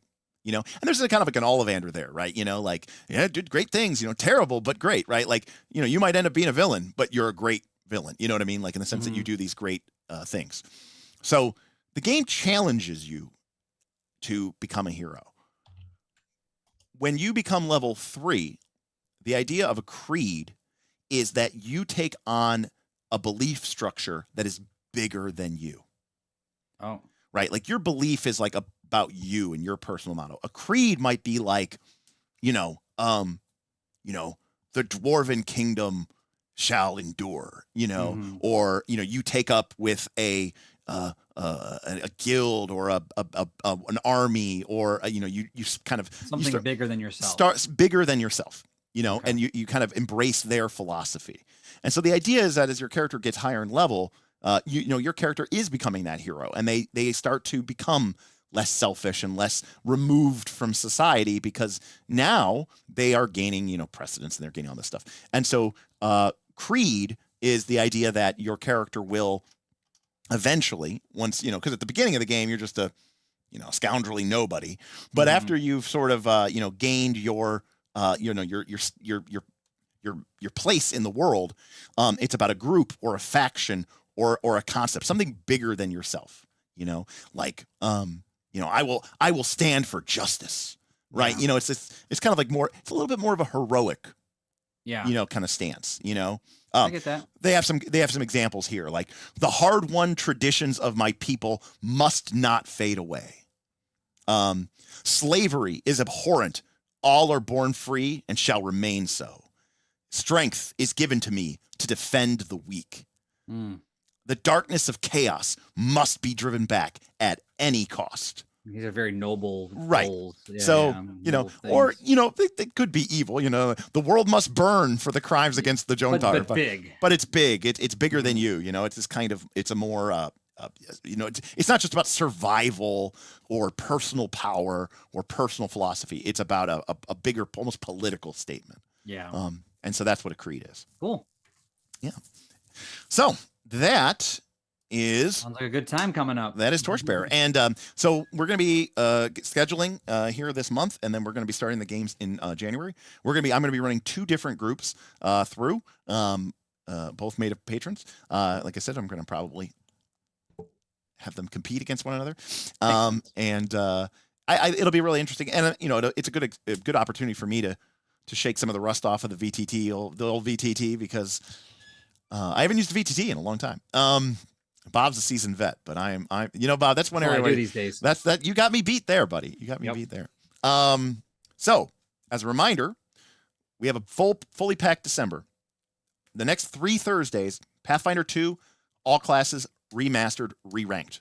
So we're going to be re-ranking all of the Pathfinder 2 classes in a post-remaster world. We're going to do low level this week, mid level next week, high level the week before Christmas. Similarly, the next 3 Tuesdays, we're going to be talking with guests. We had Bob today to talk about Torchbearer. Next week, we're going to have Donnie back on to talk more about Earth Dawn.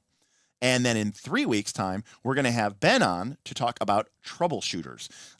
So it's going to be kind of like a first look in that respect. And then we're into the Christmas Eve week. No plans currently to stream on Christmas Eve, but we might stream the Thursday afterwards. And of course, the next Tuesday after that is New Year's Eve, which has become a bit of a tradition to us. Our very first live stream was a New Year's Eve stream. Me and Tim held it down. I like to think that we're probably going to be doing that as well. So busy December. The schedule's kind of pretty much set in stone, but you never know. A Sunday stream might slip in there. So Osiris is more Earth Dawn. Nice. Yes. We didn't remotely cover enough. Donnie and I both love this game too much. We had a great. Were they talking about it in a different Discord? Yeah, apparently. Well, no, apparently Donnie shared that with the people who run it, FASA, and the product lead was like, "Hey, if you guys want me on the show, let me know." He's like, I gotta know if it works on my schedule. Well, I told Donnie, I said, I like just, I like hanging out with my patrons. I like hanging out with my friends, Steven wants to know if we're gonna do his classes as too. Well, I mean, you know what, Steven? Yes. We'll put Elemental Avatar and Eldamon Trainer on there as well. Because they did not get a ranking last time. I don't think that they were out yet, but I think that I'm a big fan of those classes, so you kind of stacked the deck there. Yeah, I was like, that's kind of I want some like shitting on Steven, but they're actually pretty good. So yes, and I believe tomorrow I will be on RFC. So nice. Yeah. Do you know what you're talking about? No clue. Never do. Okay. I mean, so I was told. Let's play his gossip. Well, no, I already told Steven he missed all the gossip. He missed all the Elon Musk. Oh yeah, that'd have been great for him. Oh, he would have loved it. Instead, Professor Dungeon Master got all those views. Oh yeah, he snatched them up. He had like 60K views or something like that. That's big time. Those are definitely clickable titles. Oh, very Elon much. buying D&D was like click. Yeah. But yeah, I mean, for my take, if people are interested, is Milton, Ben Milton from Questing Beast was like, this won't affect. There was this like philosophy of like, roll for comments, 100K views. He was texting me the whole time. He's salty. Yep. No, but I Ben Milton and a bunch of other people are like, it doesn't matter who owns D&D. They can't take D&D. D&D happens at the table. That's like this. There's like this big refrain. People said that during the OGL too, and you know what? It's not true. And the fact of the matter is, look at D&D. Can you go out and play basic D&D? Of course you can. Could you go out and play, 3rd edition D&D or 4th edition D&D, 1st edition AD&D? Of course you could. But do you? No, you don't do that. You know what you do? You play the current edition of the game that is out. And the fact of the matter is, the current version of D&D, whoever controls that, sets the tone and the base for the whole industry. And so, I have no idea. I have no personal real care about that. But like, the fact of the matter is that D&D is important. And, it may not affect you in a very microscopic way, but if you're a part of this hobby in this industry at all, then, the changing tides of D&D can be massive. If you're very insular and you just play your 1-2 games and you don't care about anything else, then no, it doesn't affect you. But for a lot of people, what they know about RPGs is D&D. And what they know about RPGs is whatever D&D is giving them. So yeah, I think it has a big impact. So that's my take on it. That's what I think. What do you think? Leave a comment in the thing below. Oh my gosh. That's what Professor DM says. You need to have a stone behind you. I know. Well, I did say I want it. So You did. I want to go get one of the panels from the studio and create a second set, the dungeon. And I'll be like, all right, guys, it's mad experimentation time. Also, I have to take all my books down because we're getting my house painted. So, all right. Well, Bob, I think that's going to do almost 3 hours. Yeah. All right. Good stuff. All right. Well, nice everybody. Short learning video. Nice short learning video. Yes. Well, but again, we didn't just teach you the mechanics, right? We tried to talk about the philosophy of the game and why you should care about these things, and I thought you had some really great observations and some great insights that I think, indicate that, it's a game that I believe, I mean, it's a little bit complicated. I do think it's a game that's like easy to learn. It might sound crazy, but I think it's easy to learn, hard to master, and it's hard to balance all these different elements. That's the part, the balancing. Yeah. Because what do you want to go for? I want to get a level up.